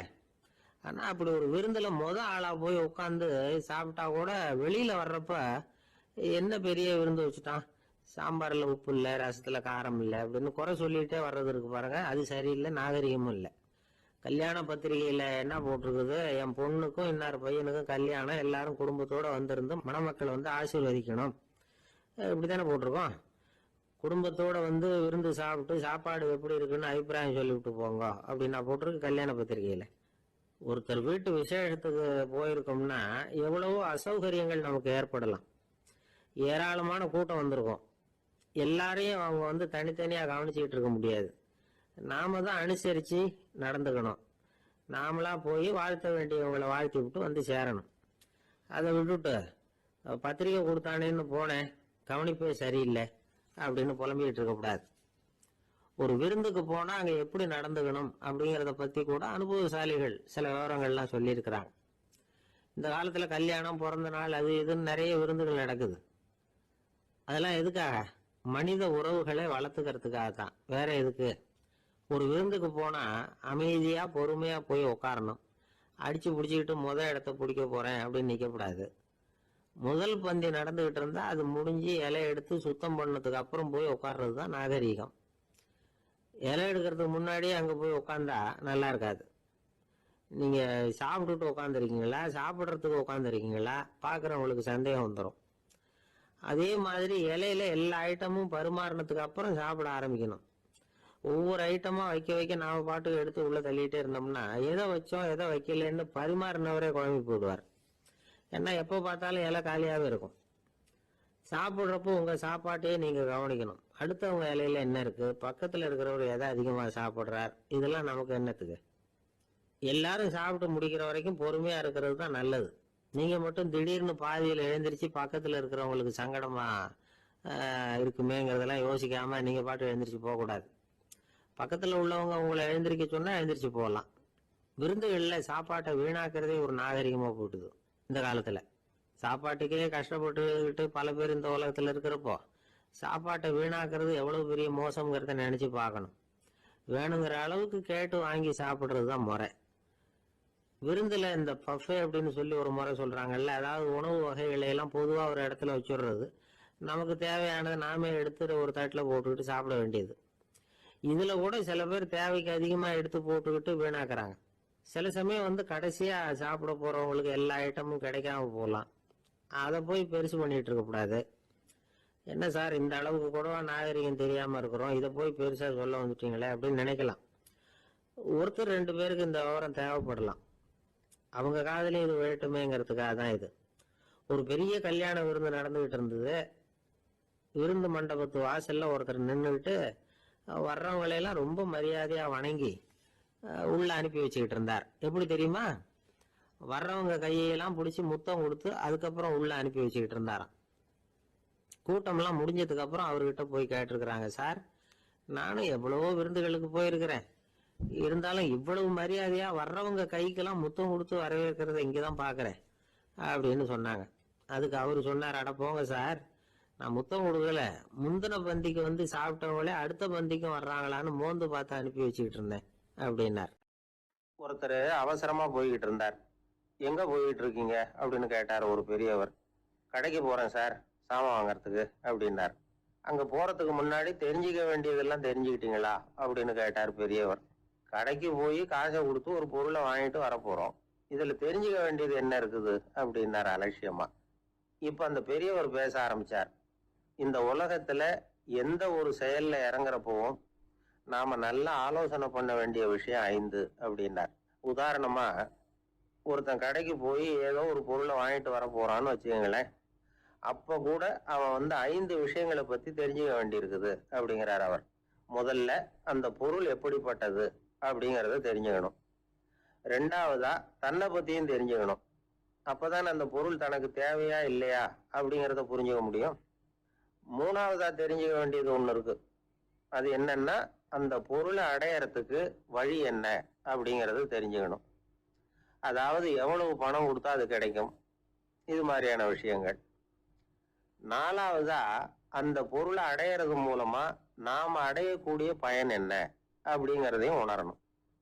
5வது அந்த பொருளை அடையறதுல இருக்கக்கூடிய தடை எது அப்படிங்கிறதையும் நாம தெரிஞ்சுக்கணும். பெரியவர் பேசுறது ஏதோ தத்துவம் மாதிரி தெரியுது இல்லையா? தத்துவம் தான். அதாவது இப்படி உலகியல் வாழ்க்கையில சின்ன சின்ன விஷயங்கள்லயே நாம 5 விஷயங்களை தெரிஞ்சுக்க வேண்டி இருக்குது. அது ரொம்ப அவசியமா இருக்கு. பேரின்ப நிலைன்னு சொல்றாங்கல்ல, அது மாதிரி பெரிய சமாச்சாரங்கள்லயும் இந்த 5 விஷயங்களை நாம தெரிஞ்சுக்க வேண்டி இருக்குது. அதுக்கு பேர் என்னன்னா அர்த்த பஞ்சகம். வைணவ சமயத்துல அர்த்த பஞ்சகம்ங்கிறது ரொம்ப பெரிய விஷயம். கடைக்கு போறது மாதிரி கடவுளை பார்க்க போறப்போ நாம 5 விஷயங்களை தெரிஞ்சுக்கணுமா. முதல்ல பரம்பொருள் அப்படிங்கிறது என்ன, அதோட தன்மைகள் என்ன, இதை தெரிஞ்சுக்கணும். இதுக்கு பேர் என்னன்னா பரமாத்ம ஸ்வரூபம் அப்படின்னு பேர். 2வது நாம யாரு, நம்மோட தன்மை என்ன அப்படிங்கறத தெரிஞ்சுக்கணும். நான் யாருன்னு எனக்கே தெரியலங்கிறப்போ இதை நான் சொல்றேன்னா இது என்னுடையதுன்னு சொல்றது தப்பு தானே. அப்புறம் 3வது விஷயம், பரம்பொருளை நாம அடையறதுக்கு வழி எது, இது தெரிஞ்சுக்கணும். இது உபாய ஸ்வரூபம் அப்படின்னு பேர். 4வது விஷயம், நாம அடைய வேண்டிய பயன்கள் என்ன அப்படிங்கறது தெரிஞ்சுக்கிறது. இதுக்கு புருஷார்த்தம் அப்படின்னு பேர். 5வது அந்த பயனை அடைய விடாமல் தடுக்கிற தடைகள் யாவை அப்படிங்கறது தெரிஞ்சுக்கிறது. இது விரோதி ஸ்வரூபம். இதைத்தான் தடையியல் அப்படின்னு சொல்றாங்க. அதாவது பரமாத்மாவை பற்றிய அறிவு, ஜீவாத்மாவை பற்றிய அறிவு, உபாயம் பற்றிய அறிவு, புருஷார்த்தம் பற்றிய அறிவு, இந்த 4 அறிவுக்கும் எதிரடையா, அதாவது அதையெல்லாம் தப்பா புரிஞ்சுக்கிறதால உண்டாகக்கூடிய அறிவு விரோதி சொரூபம். என்ன இது தகவல்ல ஏதாவது கதை சொல்லுவீங்கன்னு பார்த்தா ஏதோ தத்துவம் பேசிட்டு இருக்கிறீங்களே அப்படின்னு நினைக்கலாம். இதுவும் தெரிஞ்சுக்க வேண்டிய ஒரு பெரிய விஷயம்தான். காதுல போட்டு வச்சா எப்போவாவது உபயோகப்படும். என்னுடைய நண்பர் ஒருத்தர் ஒரு நாள் என்கிட்ட சொன்னார், சார் அடுத்த மாசம் தஞ்சாவூர்ல ஒரு கல்யாணம், போறதா வேண்டாமா அப்படின்னு ஒரே குழப்பமா இருக்கு அப்படின்னார். நான் உடனே இந்த அர்த்த பஞ்சக உபதேசம் பண்ண ஆரம்பிச்சேன். அவர் எல்லாத்தையும் பொறுமையா கேட்டுட்டு, சரி சார் நான் போறதுன்னு முடிவு பண்ணிவிட்டேன்னார். எப்படி இந்த முடிவுக்கு வந்தீங்க அப்படின்னு கேட்டேன். அவர் சொன்னாரு, சார் அந்த 2வது பாயிண்ட் ஒன்று சொன்னீங்களே, அதை புரிஞ்சுக்கிட்டதுக்கு அப்புறம்தான் இந்த முடிவுக்கு வந்தேன் அப்படின்னார். என்ன 2வது பாயிண்ட்னு? அதாவது தன்னை பத்தி புரிஞ்சுக்கணும் அப்படின்னு சொன்னீங்க. உடனே என்னை பத்தி புரிஞ்சுக்கிட்டேன், நான் யாருங்கிறது எனக்கு தெரிஞ்சுது, உடனே போறதுதான் நல்லதுன்னு முடிவு பண்ணிவிட்டேன்னார். நீங்க யாருன்னு கேட்டேன். நான் தான் சார் அந்த கல்யாணத்துல தாலி கட்ட வேண்டிய மாப்பிள்ளை அப்படின்னார். தானத்துல சிறந்தது எது அப்படின்னு ஒரு கேள்வியை கேட்டு, தானத்துல சிறந்தது நிதானம் அப்படின்னு அதுக்கு ஒரு பதிலும் சொல்றவங்க உண்டு. நிதானம் ரொம்ப அவசியம், அதுவும் இன்றைய உலகத்துக்கு ரொம்ப அவசியம். இன்னைக்கு உலகம் ரொம்ப பரபரப்பா போயிட்டு இருக்குது. பொறுமையா இருக்கணும்னு நினைக்கிறவங்களால கூட அப்படி இருக்க முடியறதில்ல. பொறுமையை சோதிக்கிறது மாதிரி பல சம்பவங்கள், அதையெல்லாம் சந்திச்சே தீர வேண்டி இருக்குது. எங்க போனாலும் கியூல நிக்க வேண்டி இருக்குது, எங்க போனாலும் காத்துக்கிட்டு இருக்க வேண்டி இருக்கு. ஆபீஸ்லயோ வீட்லயோ கூட நீங்க நிதானமா பொறுமையா நடந்துக்க தெரியலன்னா உங்களுக்கு சிடுமூஞ்சி, முசுடு இப்படிலாம் பேர் வச்சிருவாங்க. அது உங்களுக்கு தேவையா? சரி, வாழ்க்கையில் பொறுமைசாலின்னு பேர் வாங்கறதுக்கு என்ன வழி? முதல் பாயிண்ட், நீங்க நினைக்கிறது, எதிர்பார்க்கறது, செய்யறது எல்லாமே 100% கரெக்டா நடக்கணும்னு ஆசைப்படக்கூடாது. எதுவா இருந்தாலும் அதுல ஓரளவுக்கு தவறு நடக்கலாம் அப்படிங்கறத எதிர்பார்த்தே இருக்கணும். ஓரளவுக்கு அதை அனுமதிக்கணும். ஒரு நண்பரை 6 மணிக்கு ஒரு இடத்துக்கு வர சொல்லி இருக்கிறீங்க, 6 மணிக்கு அவர் வரல, உடனே பொறுமை இழந்து நடந்துக்க கூடாது. ஒரு 10 நிமிஷம் டிலே ஆகலாம். ஒரு வர்ற வழியில பஸ்ஸு கூட ஏதாவது டிராபிக்ல மாட்டி இருக்கலாம். அதெல்லாம் எதிர்பார்த்தே கொஞ்சம் காத்திருக்கிறதுல ஒன்றும் தப்பு இல்லை. சில சமயம் டிலே ஆகிறது கூட நல்லதா முடியும். ஒரு பஸ்ஸை தவற விட்டுட்டு, ஐயோ கொஞ்சம் ஒரு 2 நிமிஷம் முன்னாடி வந்திருந்தா பிடிச்சிருக்கலாமே அப்படின்னு தவிச்சுக்கிட்டு இருப்பாங்க சில பேர். அடுத்தபடியா வர்ற பஸ் நேரடியா நீங்க போக வேண்டிய இடத்துக்கே கொண்டு போய் விடுற பஸ்ஸா கூட இருக்கலாம். அது உங்களுக்கு முன்னாடி தெரியாதுல்ல. சில நெருக்கடியான சூழ்நிலைகளை தமாஷா எடுத்துக்கிறதுக்கு பழகிக்கணும். சில இடங்களுக்கு போறப்ப காத்திருக்கிறதுக்கு நம்ம மனசை தயார்படுத்திக்கிட்டே போகணும். ஒரு ரயிலுக்கோ பஸ்ஸுக்கோ அல்லது விமானத்துக்கோ கப்பல் பிரயாணத்துக்கோ போறப்போ அங்க போய் நீங்க மணிக்கணக்கில் கூட காத்துக்கிட்டு தான் இருக்கணும். புறப்படுற நேரம் கூட மாறலாம். நீங்க போய் சேர்ந்ததும் அது உடனே புறப்படணும்னு கட்டாயமா என்ன? அது மாதிரி சமயத்துல படிக்கிறதுக்குன்னு சில சுவாரஸ்யமான புத்தகங்களையும் கையில் எடுத்துக்கலாம். உங்களை சுத்தி எவ்வளவோ சுவாரஸ்யமான சம்பவங்கள் நடந்துகிட்டு இருக்குது இல்ல, அதையெல்லாம் வேடிக்கை பாருங்க. எதுக்காக காத்துக்கிட்டு இருக்கிறோமோ அந்த காரியத்துல உண்மையாவே நமக்கு ஒரு அக்கறை இருந்தா நமக்கு போர் அடிக்காது. சில கோயில்கள்ல பார்த்திருப்பீங்க, தரிசனத்துக்காக பக்தர்கள் நாள் கணக்குல காத்துக்கிட்டு இருப்பாங்க. அவங்க எல்லாம் அழுத்துக்கிறது இல்லை. ஆண்டவனை தரிசிக்கணுங்கிற உண்மையான அக்கறை இருக்கிறதுனால அவங்களுக்கு போர் அடிக்கிறது இல்லை. ஆனா சில சினிமா தியேட்டர்ல கூட பார்க்கலாமே, சினிமா கியூ கூட அப்படிதான். சாயந்தரம் 6 மணி ஆட்டத்துக்கு காலம்பரம் 6 மணிக்கே போய் கூட காத்துக்கிட்டு இருப்பாங்க. அவங்களுக்கு எல்லாம் போர் அடிக்காது, படம் பார்க்குற ஆர்வம். இன்னொரு முக்கியமான விஷயத்த நாம பழக்கப்படுத்திக்கணும். லிவ் ஃபார் தி மூமெண்ட் அப்படிங்கிறாங்க நிபுணர்கள். ரொம்ப பேர் எப்படின்னா அடுத்தபடியா நடக்க போற விஷயத்திலேயே கவனமா இருப்பாங்க. அந்த நினைப்புலயே இந்த நிமிஷத்தை பொறுமை இல்லாம கழிப்பாங்க. ஒருத்தர் இருக்கார், அவர் எப்படின்னா ஆபீஸ் முடியறதுக்குள்ளேயே சார் 5 மணிக்கெல்லாம் ரெடியா இருங்க, நாம் அந்த ஹோட்டலில் போய் டிஃபன் சாப்பிடணும் அப்படின்னு 4 மணிலேருந்து சொல்லிட்டு இருப்பார். 4:55 பரபரப்பாக ஓடி வருவார். 2 பேரும் புறப்படுவோம், ஹோட்டலுக்கு போவோம், சாப்பிட்டுக்கிட்டு இருப்போம். அப்படி சாப்பிட்டுட்டு இருக்கிறப்ப சார் சாப்பிட்டு முடிச்சதும் நேராக ஒரு ஜவுளி கடைக்கு போகிறோம் அப்படிம்பார். பரபரக்க சாப்பிட்டு முடிப்பார், புறப்படுவார். ஜவுளி கடையில் அவசரமா சீக்கிரம் பில் போடுங்க சார், சினிமாவுக்கு நேரம் ஆகிடும்பார். சினிமா தியேட்டரில் உட்காந்து அடுத்தபடியாக எங்கே டின்னர் சாப்பிட்றதுன்னு யோசனை பண்ணிட்டு இருப்பார். ராத்திரி படுக்கையில் விழுந்ததுக்கு அப்புறமும் நாளைக்கு காலையில் எழுந்திரிச்சதும் அதை பண்ணணும் இதை பண்ணணும்னு திட்டம் போட்டுக்கிட்டே இருப்பார். அதாவது எப்பவும் அடுத்த நிமிஷம், அடுத்த நாள், அடுத்த வாரம், அடுத்த வருஷம், இதுதான் அவங்க சிந்தனை. இந்த நிமிஷம் என்ஜாய்மெண்ட்டை அவங்க இழந்துடுறாங்களாம். அதனால்தான் வாழ்நாள் பூரா பொறுமையின்மை, அவஸ்தை, அல்லல். அதனால நாம எல்லாரும் வாழ்க்கையில நிதானமா இருக்கிறதுக்கு கத்துக்கணுமா. அதுக்காக இந்த நிதானத்துக்கு வேற விதமான அர்த்தம் பண்ணிக்க கூடாது. ஒருத்தர் அப்படித்தான் ஒரு தடவை அவருடைய குதிரை காணாம போயிட்டுதான். அதுக்காக அவர் கவலைப்படல, நிம்மதியா இருந்தார், சந்தோஷமா இருந்தார். என்ன சார் இது, உங்க குதிரை திருட்டு போயிட்டுதுங்கிறீங்க, நீங்க கவலைப்படாம இருக்கிறீங்களே அப்படின்னு கேட்டாங்களாம். அதுக்கு அவர் சொல்லியிருக்கார், நல்ல வேலை சார், கட்டியிருந்த குதிரை காணாம போயிருக்குது. நான் அது மேல உட்காந்துருக்கிற சமயம் அது காணாம போயிருந்ததுன்னா, திருட்டு போயிருந்ததுன்னா நானும் சேர்ந்துல காணாம போயிருப்பேன் அப்படின்னாராம். எவ்வளவு நிதானமான ஆள் பாருங்க. நம்ம கிட்ட ஒருத்தன் தப்பா நடந்துக்கிட்டானா உடனே நாம என்ன செய்வோம், கையை ஓங்கிட்டு அவனை அடிக்க போவோம். நாம அவங்கிட்ட அவனை விட ஒருபடி மேலா தப்பா நடந்துக்குவோம். ஆனா பெரியவங்க எல்லாம் அப்படி நடந்துக்கிறது இல்லை. இன்னா செய்தாரை ஒருத்தல் அவர் நாண நன்னயம் செய்து விடல் அப்படின்னு வள்ளுவர் சொல்லியிருக்காரு இல்லையா. அதுக்கு தகுந்த மாதிரி நடந்துக்குவாங்க. பாயசித் விஸ்தாமிங்கிறவர் ஒரு பெரிய ஞானி. அவர் ஒரு நாள் ராத்திரி ரொம்ப நேரம் மசூதியில் இருந்துட்டு வீட்டுக்கு திரும்பி வந்துகிட்டு இருக்கிறார்.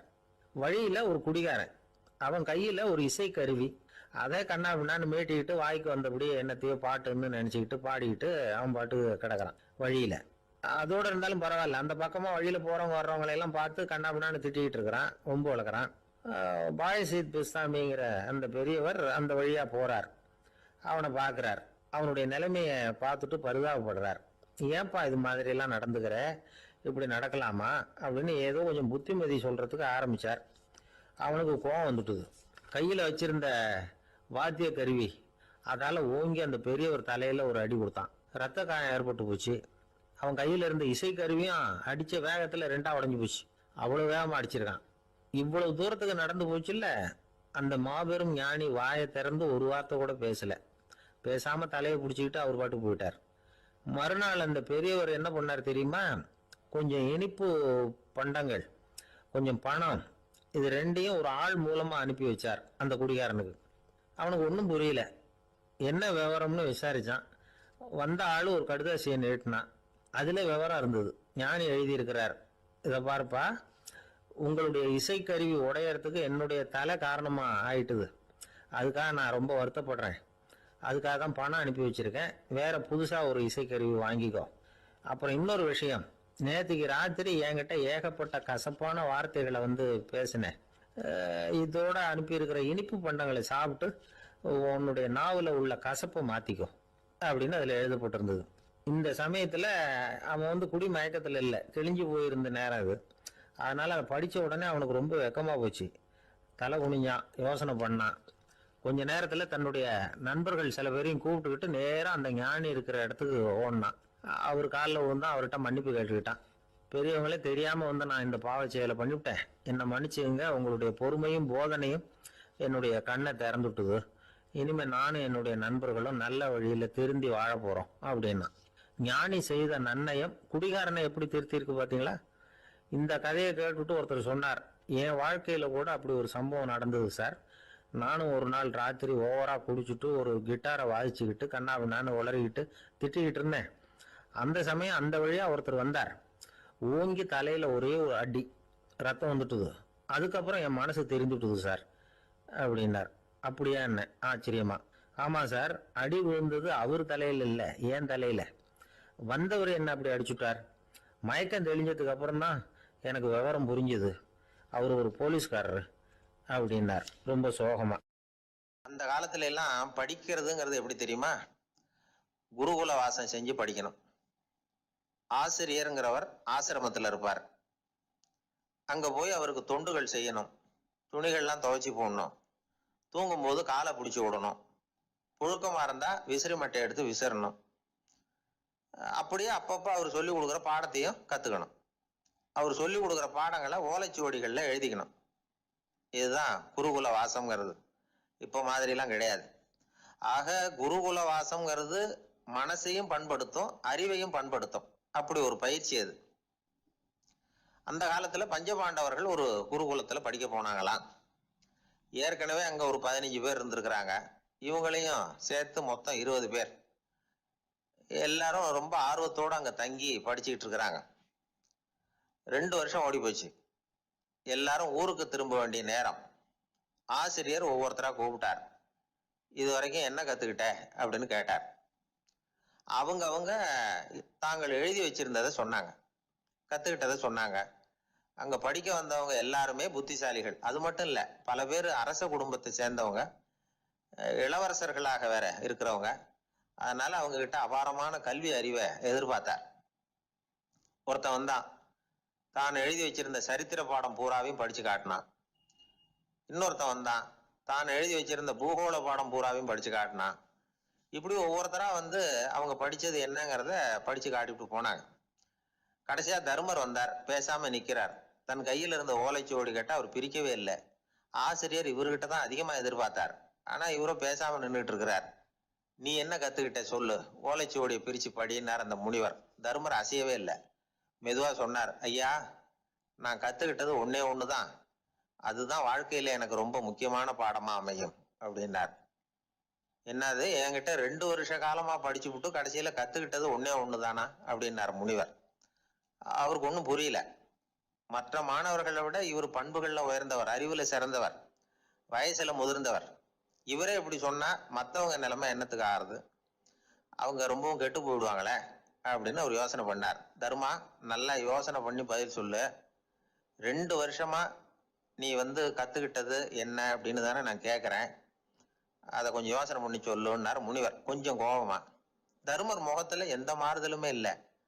இல்லையா, 2 வருஷமா நான் கத்துக்கிட்ட முக்கியமான பாடம் ஒன்னே ஒண்ணுதான்னார். இப்போ அந்த முனிவருக்கு கோபம் அதிகமா வந்துடுச்சு.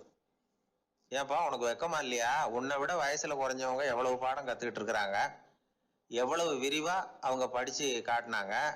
நீயும் கூட நிறைய குறிச்சு வச்சிருக்கிற போல இருக்க, அதை ஏன் பிரிச்சு படிக்க கூடாது அப்படின்னார். ஐயா, நான் சொல்றது உங்களுக்கு ஏமாற்றமா இருந்தா என்னை மன்னிக்கணும். நான் ரொம்ப முக்கியமா கத்துக்கிட்டு இருக்கிறது ஒன்னே ஒண்ணுதான், மற்ற எதையும் சொல்றதுக்கு விரும்பலன்னார். மாணவர்கள்லாம் சிரிச்சுட்டாங்க. முனிவருக்கு கோபம் அளவுக்கு மீறி வந்துட்டு ஓங்கி அரைஞ்சு விட்டார் தர்மரை அவர் கன்னத்துல. தர்மர் கண்ணை செவந்து போட்டுது, கண்கள் கலங்கி போச்சு. ஆனாலும் அவர் அமைதியை இழக்கல, தலை குனிஞ்சு நிக்கிறார். இவருடைய புடிவாதம் முனிவருக்கு இன்னும் ஆத்திரத்தை உண்டாக்கி விட்டது. இன்னொரு கண்ணத்திலே அரைஞ்சார். எல்லாரும் பயந்து போய் அமைதியா நின்றுட்டு இருக்கிறாங்க. முனிவர் கத்துறார், அப்படி நீ கத்துக்கிட்ட அந்த முக்கியமான பாடம் தான் என்ன, அதையாவது சொல்லு அப்படின்னார். ஐயா, அதை மட்டும் ஒரு ஓலைச்சுவடியில தனியா குறிச்சு வச்சிருக்கிறேன், இந்தாங்க, இதை நீங்களே படிச்சு பாருங்கன்னார். தர்மர் ஓலைச்சுவடியை நீட்டினார். முனிவர் அதை வாங்கி பிரிச்சார், சத்தம் போட்டு படிச்சார். என்ன எழுதியிருக்காருன்னா, எப்படிப்பட்ட சோதனை ஏற்பட்டாலும் நிதானம் இழந்து கோபத்துக்கு ஆளாக கூடாது அப்படின்னு. இதான் அந்த ஓலைச்சுவடியில அவர் எழுதி வச்சிருந்தது. அந்த ஒரு கணத்திலேயே முனிவரும் எல்லா மாணவர்களும் தர்மரை புரிஞ்சுக்கிட்டாங்களாம். அவர் கத்துக்கிட்டது ஏட்டு சுரக்கா இல்ல, வாழ்க்கையில பயன்படக்கூடிய முக்கியமான அனுபவ பாடம். முனிவர் கண்கள்ல கண்ணீர். தர்மர் அன்போட கட்டி தழுவிக்கிட்டார். அப்புறம் சொன்னார், தர்மா, என்னை மன்னிச்சுரு, நீ மாணவன் இல்ல, ஆசிரியன். நான் இதுவரைக்கும் தெரிஞ்சுக்காத அனுபவ பாடத்தை நீ இப்ப எனக்கு கத்து கொடுத்துட்ட அப்படின்னு சொன்னாராம். அதனால நிதானம் தவறக்கூடாதுங்கிறது ரொம்ப முக்கியமான ஒரு செய்தி. ஒரு ஆசிரியர் மாணவனை ஒரு கண்ணத்துல ஓங்கி அரைஞ்சுட்டார். இவன் நிதானம் தவறல, அமைதியா நின்றுகிட்டு இருந்தான். அவர் ஒரு தடவை அரைஞ்சதும் எப்படி உன்னால நிதானம் தவறாம இருக்க முடிஞ்சுது அப்படின்னு கேட்டாங்க நண்பர்கள். அவன் சொன்னான், நான் நிதானம் தவறி இருந்தா எங்க வாத்தியார் இன்னொரு கண்ணத்திலையும் அரைஞ்சிருப்பார், அது அதை விட பலமா இருக்கும், அதனாலதான் நான் அப்படி இருந்தேன் அப்படின்னு நானா. ஆக நாம தெரிந்து கொள்ள வேண்டியது, வாழ்க்கையில நிதானம் தவறாமல் இருக்க வேண்டும். அதுதான் வெற்றியின் ரகசியம். இந்த உலகத்துல எவ்வளவோ உயிரினங்கள் இருக்கு, ஒவ்வொன்றும் ஒவ்வொரு விதமா சண்டை போடுது. இப்ப 2 மாடு சண்டை போட்டுக்குதுன்னு வச்சுங்க, என்ன பண்ணும்? 2 முட்டிக்கும். அதுக்கு சண்டை போடுறதுக்கு ஆயுதமா உபயோகப்படுறது அதோட கொம்பு. 2 சேவல் சண்டை போட்டுக்குதுன்னு வச்சுங்க, அதுக்கு ஆயுதமா உபயோகப்படுறது அதோட கால் நகம். காலால தான் அது ஒன்னோட ஒன்று சண்டை போட்டுக்கும். ஆனா 2 மனுஷன் சண்டை போட்டுக்கிறான்னு வச்சுங்க, இவன் இன்னதை தான் ஆயுதமா உபயோகப்படுத்துவான்னு குறிப்பிட்டு சொல்ல முடியாது. கல்லை எடுப்பான், கத்தி எடுப்பான், துப்பாக்கி எடுப்பான், என்ன வேணாலும் பண்ணுவான். வாயால திட்டுவான், கையால் அடிப்பான், காலால் உதைப்பான், சகலகலாம் வல்லவன். விலங்குகள்லாம் பொதுவாக வாயை சாப்பிட்றதுக்கு மட்டும்தான் உபயோகப்படுத்துது. ஆனால் இவனுக்கு சாப்பிட்றதுக்கும் அதுதான், சாப்பிட்டு விட்டு திட்டுறதுக்கும் அதுதான். ஆனால் ஒரு விஷயத்தில் மட்டும் கெட்டிக்காரன். அதாவது நாம் சண்டை போட்டுக்கிட்டாலும் பரவாயில்லை, கோழிகள் சண்டை போடாமல் இருக்கணும் அப்படின்னு ஆசைப்படுறான். எதுக்காக? கோழிகள் சண்டை போடாமல் இருந்தால் நிறைய முட்டைகள் போடுமா, அதுக்காக தான் இந்த அக்கறை. கோழி பண்ணை வச்சிருக்கிறவங்களுக்கு இது ஒரு பெரிய பிரச்சனை. அதாவது பண்ணையில் இருக்கிற கோழிகளுக்குள்ள அடிக்கடி சண்டை வந்துடும், அதனால முட்டை உற்பத்தி குறைஞ்சிரும். சரி, இதுக்கு என்ன பண்ணுறது? பண்ணையில் போய் உட்காந்துக்கிட்டு தினமும் பஞ்சாயத்து பேசிகிட்டு இருக்க முடியுமா? அமெரிக்காவில் கோழி பண்ணை வச்சிருக்கிற ஒருத்தர் இதை பற்றி யோசனை பண்ணி பார்த்தாராம். ஒரு வழியையும் கண்டுபிடிச்சிருக்கார். கோழிக்கெல்லாம் மூக்கு கண்ணாடி மாட்டி விட்டுட்டோம்னா அது சண்டை போடுற குணம் குறைஞ்சிரும், முட்டை அதிகமாகிடும். அந்த கண்ணாடியில் உள்ள லென்ஸு சிவப்பு நிறத்தில் இருக்கணும், அவ்வளவுதான் அப்படின்னு அவர் கண்டுபிடிச்சாராம். இது ஏற்கனவே நடைமுறையில் கண்டுபிடிக்கப்பட்ட ஒரு விஷயம். ஆனால் எல்லா கோழிக்கும் சிவப்பு மூக்கு கண்ணாடி எப்படி மாட்டி விடுறது? அப்படியே மாட்டி விட்டாலும் அது நழுவாமல் இருக்கணுமே. இப்போ நாமெல்லாம் நடு விரலால் மூக்கு கண்ணாடி நடுவில் தொட்டு அப்படி ஸ்டைலாக சரி பண்ணிக்கிறோம். அது மாதிரி கோழி எப்படி சரி பண்ணிக்கும்? இதுதான் பிரச்சனை. இதுக்கு அவர் என்ன வழி கண்டுபிடிச்சாருன்னா, கோழிக்கெல்லாம் மூக்கு கண்ணாடிக்கு பதிலாக விழியொட்டு வில்லைகள், கான்டாக்ட் லென்ஸ், அதை பொருத்தி விட்டா என்ன அப்படின்னு யோசனை பண்ணார். அதே மாதிரி பண்ணார். அதே மாதிரி செஞ்சு பார்த்தார், வெற்றி. அதுக்கப்புறம் கோழியெல்லாம் சண்டை போட்டுக்கலையாம், சமாதான பிரியர்கள் ஆகிட்டு தான். கோழிகளுக்கு இயல்பாகவே சண்டை போடுற குணம் உண்டு. ஆனால் அதோட கண்ணுக்கு பார்க்குற பொருள்லாம் ரோஜா நிறத்துலையோ அல்லது இன்னும் சொல்ல போனால் அழுத்தமான சிவப்பு நிறத்துலையோ தெரிஞ்சதுன்னா சண்டை போடுற குணம் குறைஞ்சிருதான். அந்த சமயத்தில் அது அதிகமாகவும் முட்டையிட ஆரம்பிச்சுடுதான். அதே நேரத்தில் இறை எடுக்கிறத கூட குறைச்சிக்குதான். இது ஏன் இப்படி பண்ணுதுங்கிறது விஞ்ஞானிகளுக்கு இன்னமும் புரியலையா. எப்படியோ அமெரிக்க கோழிகள்லாம் கான்டாக்ட் லென்ஸ் பொருத்திக்க ஆரம்பிச்சாச்சு. கோழி கழுத்தை பிடிச்சிக்கிட்டு ஒரு சில வினாடிகளில் அதை பொருத்தி போடுறாங்களாம். கோழியோட ஆயுள் பூரா அது அப்படியே இருக்குமா. பண்ணையில் முட்டை உற்பத்தி குறைஞ்சா இது மாதிரி விஞ்ஞானபூர்வமாக பரிகாரம் தேடுறது தான் நல்லது. நமக்கு வேண்டியப்பட்ட ஒருத்தர், அவர் ஒரு கோழி பண்ணை வச்சுருந்தார். அந்த பண்ணையில் பாதி கோழி திடீர்னு செத்து போச்சு. உடனே ஒரு கால்நடை மருத்துவர்கிட்ட போக வேண்டியது தானே. அங்கே போகல, உள்ளூரில் மந்திரம் பண்ணிகிட்டு இருந்த ஒரு சாமியார்கிட்ட போனார். அவர் காலில் விழுந்தார். சாமி, என் பண்ணையில் பாதி கோழி செத்து போட்டுதுன்னார். சாமியார் யோசனை பண்ணார். சரி, பண்ணையில் வாசப்படி கிழக்கு பக்கமாக வச்சுருக்கியா மேற்கு பக்கமாக வச்சுருக்கியான்னு கேட்டார். கிழக்கு பக்கமாக இருக்குன்னார் அவர். அதுதான் தப்பு, மேற்கு பக்கமாக அதை மாற்று, சரியாக போடும்னாராம். அதே போல் அவர் போய் மாற்றிவிட்டார். அப்பவும் பாதி செத்து போச்சு. மறுபடியும் சொன்னார், சாமி மறுபடியும் பாதி கோழி செத்து போட்டுதேன்னார். சரி, கூரை எப்படி போட்டிருக்க, ஓடு போட்டிருக்கியா இல்லை கீத்து போட்டிருக்கியான்னார். ஓடு போட்டிருக்கேன்னாராம் அவர். அதுதான் தப்பு, அது கீத்து போட்டுரும், சரியாக போடும்னாராம். சரின்னு போய் அதையும் மாற்றி பார்த்தார். மறுபடியும் போயிட்டுது, கோழி செத்து போச்சு. வந்தார், மறுபடியும் பாதி செத்து போச்சு சாமின்னு வந்தார். இவரும் யோசனையை மாற்றி மாற்றி சொல்லிகிட்டே இருக்கிறார். இப்படி அவரும் மாற்றி மாற்றி பார்த்தார். 6வது தடவையாக அவரை தேடிட்டு வந்தார். அந்த சமயத்தில் இவர் ரொம்ப தீவிரமாக யோசனை பண்ணி பார்த்துட்டு, அது சரிப்பா, நீ என்கிட்ட சளைக்காமல் வந்துகிட்டு இருக்கிற, நானும் யோசனை சொல்லிகிட்டு இருக்கேன். இப்போவும் உங்ககிட்ட சொல்கிறதுக்கு என்கிட்ட யோசனை நிறையா இருக்குது. ஆனால் சோதிக்கிறதுக்கு உங்ககிட்ட கோழி இல்லையே, என்ன பண்ணுறது அப்படின்னாராம் இவர். ரொம்ப பேருக்கு கூட்டத்தில் பேசுறதுன்னா பயம். நமக்கு ஒன்றும் தெரியாதுன்னு மற்றவங்க நினச்சிடக்கூடாதுங்கிற எண்ணம் தான் இதுக்கு காரணம். ரொம்ப முக்கியமான ஒரு கூட்டம்னா பயம் அதிகமாக இருக்கும். முக்கியமானவங்கெல்லாம் வருவாங்களே, அவங்கெல்லாம் நம்மளை பற்றி மட்டமாக நினச்சிருவாங்களே அப்படிங்கிற பயம் வந்துடும். ஆனால் மேடை பேச்சுங்கிறது அவ்வளவு கடினமான ஒரு காரியம் இல்லைங்கிறாங்க அது சம்பந்தமான நிபுணர்கள். யாரும் பேச்சாளர் ஆகலாம், இது ஒன்றும் பெரிய கிஃப்ட் கிடையாது அப்படின்னு அவங்க சொல்கிறாங்க. நீங்கள் ஒரு சிறந்த பேச்சாளர் ஆகணுமா அப்படின்னா அதுக்குன்னு சில ஆலோசனைகளை சொல்லி வச்சிருக்கிறாங்க அனுபவசாலிகள். முதல் ஆலோசனை என்னன்னா, உங்கள் பேச்சு எளிமையாக இருக்கணும். ஏதாவது ஒரு கருத்து அல்லது 2 கருத்து சொன்னால் போதும். 20 அல்லது 30 கருத்துக்களை சொல்லிகிட்டே போகக்கூடாது. 2வது ஆலோசனை, நீங்கள் என்ன பேச போகிறீங்கிறது முதல்ல உங்களுக்கு நல்லா புரியணும்.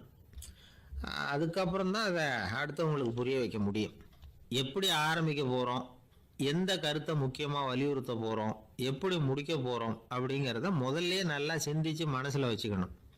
கடைசியாக என்ன சொல்கிறீங்களோ அதுதான் கேட்குறவங்க மனசில் நிற்கும். 3வது ஆலோசனை என்னென்னா, உங்கள் பேச்சு சுருக்கமாக இருக்கணும். ஒரு 15 நிமிஷம் பேசுறது ரொம்ப பொருத்தம். மணிக்கணக்கில் பேசிக்கிட்டு இருக்கிறது நல்லதில்லை. 4வது ஆலோசனை, நீங்கள் பேசுறது உண்மையாக இருக்கணும். உங்களுக்கு உண்மையான அனுபவங்கள் இருக்கும், அதை சொல்லலாம். உங்களுடைய உண்மையான அனுபவங்களை மற்றவங்களோட பகிர்ந்துக்கணும், அதுதான் முக்கியம். 5வது ஆலோசனை, ஆரம்பத்தில் கொஞ்ச நேரம் உங்களை பற்றியும் எதிரில் உள்ளவங்களை பற்றியும் சம்மந்தப்படுத்தி ஏதாவது பேசி ஒரு நெருக்கத்தை ஏற்படுத்திக்கணும். ஒவ்வொருத்தரும் இப்போ இவர் பேச போகிறது நம்ம சம்மந்தப்பட்டது அப்படின்னு நினைக்க ஆரம்பிச்சிருவாங்கல்ல, அதுக்கப்புறம் அவங்க கேட்க தயாராகிட்டாங்கன்னு அர்த்தம். எதிரில் உட்காந்துருக்கிற கூட்டத்திலிருந்து 3 பேரை தேர்ந்தெடுங்க. அதாவது வலது பக்கம் ஒருத்தர், நடுவில் ஒருத்தர், இடது பக்கம் ஒருத்தர். அதாவது உங்களை ரொம்ப கனிவாகவும் ஆர்வமாகவும் பார்க்குறவராக பார்த்து தேர்ந்தெடுத்துங்க மனசுக்குள்ள. நீங்கள் பேசும்பொழுது என்ன பண்ணணும்னா இவங்களை நேருக்கு நேராக மாறி மாறி பார்த்துக்கிட்டே பேசுனீங்கன்னா நீங்கள் ஏதோ ஒட்டுமொத்த கூட்டத்தையும் பார்த்து பேசுகிறதாக ஒரு உணர்வு அதை ஏற்படுத்திவிடும். 6வது ஆலோசனை என்னென்னா, சொற்பொழிவுன்னா நீங்கள் பேசணும், படிக்கக்கூடாது. எழுதி படிக்கிறது நல்லா இருக்காது. குறிப்புகள் வேணும்னா வச்சுக்கலாம். படிக்கிறது பேப்பர்லேருந்து வர்றது மாதிரி இருக்கும், பேசுறது இதயத்திலேருந்து வர்றது மாதிரி இருக்கும். அப்புறம் 7வது ஆலோசனை சொல்கிறாங்க. அது என்னென்னா, மேடையில் ஏறி நின்ன உடனே இயல்பாக மூச்சை இழுத்து விட்டுங்க, இயல்பு நிலைக்கு வாங்க, அதுக்கப்புறம் இயல்பாக பேச ஆரம்பிக்கலாம் அப்படிங்கிறாங்க. இவ்வளவும் பேச்சு கலையில் வல்லுநர்களாக இருக்கிறவங்க சொல்லுகிற ஆலோசனைகள். இதையெல்லாம் கடைபிடிச்சா நமக்கும் அதுக்கும் வெகு தூரம்னு நினச்சிக்கிட்டு இருந்த ஒன்று இப்போ கிட்டத்தில் நெருங்கி வந்துடும். நாம் சொல்கிறபடியெல்லாம் அது கேட்கும். ஒரு பேச்சாளர், அவருக்கு சுருக்கமாகவே பேச தெரியாது. மேடையில் ஏற்றி விட்டுவிட்டா போதும், ஆரம்பிச்சிடுவார், நிறுத்த மாட்டார், பேசிக்கிட்டே இருப்பார். ஒரு தடவை அவர் ஒரு கூட்டத்தில் ரொம்ப நேரம் பேசிக்கிட்டே இருக்கிறார். எதிரில் பொறுமை இழந்த ஒருத்தர் தன்னுடைய கை கடிகாரத்தை காட்டினார். அதை கவனித்த பேச்சாளர், மன்னிக்கணும், கை கடிகாரம் நான் கொண்டுகிட்டு வர மறந்துட்டேன், அதுதான் நேரம் போனதே தெரியல அப்படின்னு சொல்லியிருக்கிறார். இதுக்கு அவர் சொன்னாராம் கோபமா, ஏய்யா கடிகாரத்தை தான் பார்க்க முடியல, மறந்துட்டேன், பக்கத்தில் மாட்டிருக்கிற கேலண்டரையாவது பார்க்கக்கூடாதா அப்படின்னாராம். இன்றைக்கு பல பேர் உயில் எழுதி வைக்கிறாங்கல்ல. இந்த உயில்னா என்ன? அதாவது ஒரு நபர் தனக்கு பின்னாடி தன்னுடைய சொத்துக்கள் யாருக்கு போய் சேரணும்னு நினைக்கிறாரோ அந்த நினைப்பை சட்டப்படி உறுதிப்படுத்துறது தான் உயில். சரி, உயிலை யார் எழுதலாம்? 18 வயசு பூர்த்தியான யாரும் உயில் மூலமாக சொத்துக்களை விநியோகிக்கலாம். கண் பார்வை இல்லாதவங்க, காது கேளாதவங்க, வாய் பேச முடியாதவங்க, இவங்கெல்லாம் கூட உயில் எழுதி வைக்கலாம். புத்தி சுவாதீனம் இல்லாதவங்க கூட சில சமயம் புத்தி தெளிவாக இருந்தால் உயில் எழுதலாமா. குடிபோதையில் இருக்கிறவங்க, தாங்கள் என்ன செய்கிறோங்கிறது தெளிவாக அறிய முடியாதவங்க, நோய் நொடியில் இருக்கிறவங்க, இவங்கெல்லாம் உயில் எழுத முடியாது. ஒருத்தரை நிர்பந்தப்படுத்தி ஏமாற்றி அல்லது சுய நினைவில்லாத ஒருத்தர்கிட்ட எழுதி வாங்கி வைக்கிற உயில் செல்லாது. உயிலை இந்த முறையில் தான், இந்த படிவத்தில் தான் எழுதணும்னு சட்டத்தில் விதி எதுவும் கிடையாது. இதுக்கு முத்திரை கட்டணமும் கிடையாது. உயிலை வெற்று காகிதத்தில் எழுதலாம். அச்சு அடிக்கணும், டைப் அடிக்கணுங்கிற அவசியம் கூட இல்லை. கையாலேயே கூட எழுதலாம். எழுதி இருக்கிறது புரியணும், அவ்வளவுதான். குறைந்தபட்சம் 2 சாட்சிகளை வச்சுக்கிட்டு உயில் எழுதுகிறவர் அதில் கையெழுத்து போடணும். கையெழுத்து போட தெரியாதுன்னா இடது கை பெருவிரல் ரேகை வைக்கலாம். உயில் சாசனத்துக்கு சாட்சிகள் கையெழுத்து இல்லைன்னாலும் அது செல்லாது. அப்புறம் பிரிவிலேஜ்டு வில் அப்படின்னு இருக்கு, அதுக்கு மட்டும் சாட்சிகள் தேவையில்லை. அது என்னன்னா, இந்த விமானப்படை, கப்பல் படை அல்லது யுத்தத்தில் பணிபுரியும் நபர்கள் அவங்கெல்லாம் இருக்கிறாங்க இல்லையா, அப்படிப்பட்டவங்க எழுதுகிற உயில் அது. அதுக்கு சில விசேஷ சலுகைகள் உண்டு. ஒருத்தர் முதல்ல ஒரு உயில் எழுதி வைக்கிறார், அதுக்கப்புறம் மனசு மாறி போகுது, அது வேணாம்னு நினைக்கிறார், ரத்து செஞ்சுடலாம். அதுக்கப்புறம் வேற உயிலும் எழுதலாம். உயிரோடு இருக்கிற வரைக்கும் எத்தனை தடவை வேணும்னாலும் உயில் எழுதலாம். கடைசியாக எழுதப்பட்ட உயில் சட்டப்படி சரியாக இருந்தால் அதுதான் அமலுக்கு வரும். சரி, எழுதுகிற உயிலை ரகசியமாக வச்சிருக்கிறது எப்படி? இது ஒரு கேள்வி. இதுக்கு என்ன செய்யணும்னா, ஒருத்தர் உயிலை எழுதினதுக்கு அப்புறம் அவர் தானாவோ அல்லது அங்கீகரிக்கப்பட்ட முகவர் மூலமாகவோ, அதாவது ஒரு ஏஜெண்ட் மூலமாகவோ, ஒரு கவரில் போட்டு சீல் வச்சு கவர் மேலே தன்னுடைய பெயரை எழுதி அல்லது அந்த ஏஜெண்ட் பெயரை எழுதி கவர் மேலே என்ன அடக்கம் செய்யப்பட்டிருக்கு, உள்ளே என்ன இருக்குது அப்படிங்கிற விவரம்லாம் எழுதி சார் பதிவாளர்கிட்ட ஒப்படைக்கலாம். இதுக்கு கட்டணம் உண்டு. அதுக்கப்புறம் எப்போ தேவைப்படுதோ அப்போ ஒரு மனு கொடுத்து அந்த கவரை திரும்ப வாங்கிக்கலாம். இப்போ எழுதுகிற உயிலை இவ்வளவு நாளுக்குள்ளே பதிவு செய்யணுங்கிற கால வரையறை உண்டா அப்படின்னு ஒரு கேள்வி வரலாம் இல்லையா? எப்போ வேணும்னாலும் பதிவு செய்யலாம். நம்மால் ஒருத்தர் ஒரு நாள் ரொம்ப அவசரமாக வந்தார். இந்த உயில் எழுதுறது சம்பந்தமாக பூரா விவரமாக எனக்கு உடனே தெரியணும்னார். நான் உடனே அவரை வக்கீல் ஒருத்தர்கிட்ட அழைச்சிட்டு போனேன். இவர் அவர்கிட்ட எல்லா விவரமும் கேட்டு தெரிஞ்சுக்கிட்டார். ரொம்ப தேங்க்ஸ்ன்னு சொல்லிவிட்டு 2 பேரும் வெளியில் வந்தோம். அதுக்கப்புறம் இவர்கிட்ட கேட்டேன், ஆமாம் இவ்வளவு விவரமாக கேட்குறீங்களே, உங்களுக்கு எத்தனை பிள்ளைங்க சார் அப்படின்னு கேட்டேன். 6 பேர் சார் அப்படின்னார். சரி, இருக்கிற சொத்து எவ்வளவுன்னு கேட்டேன். அதை இனிமே தான் சம்பாதிக்க போகிறேன் அப்படி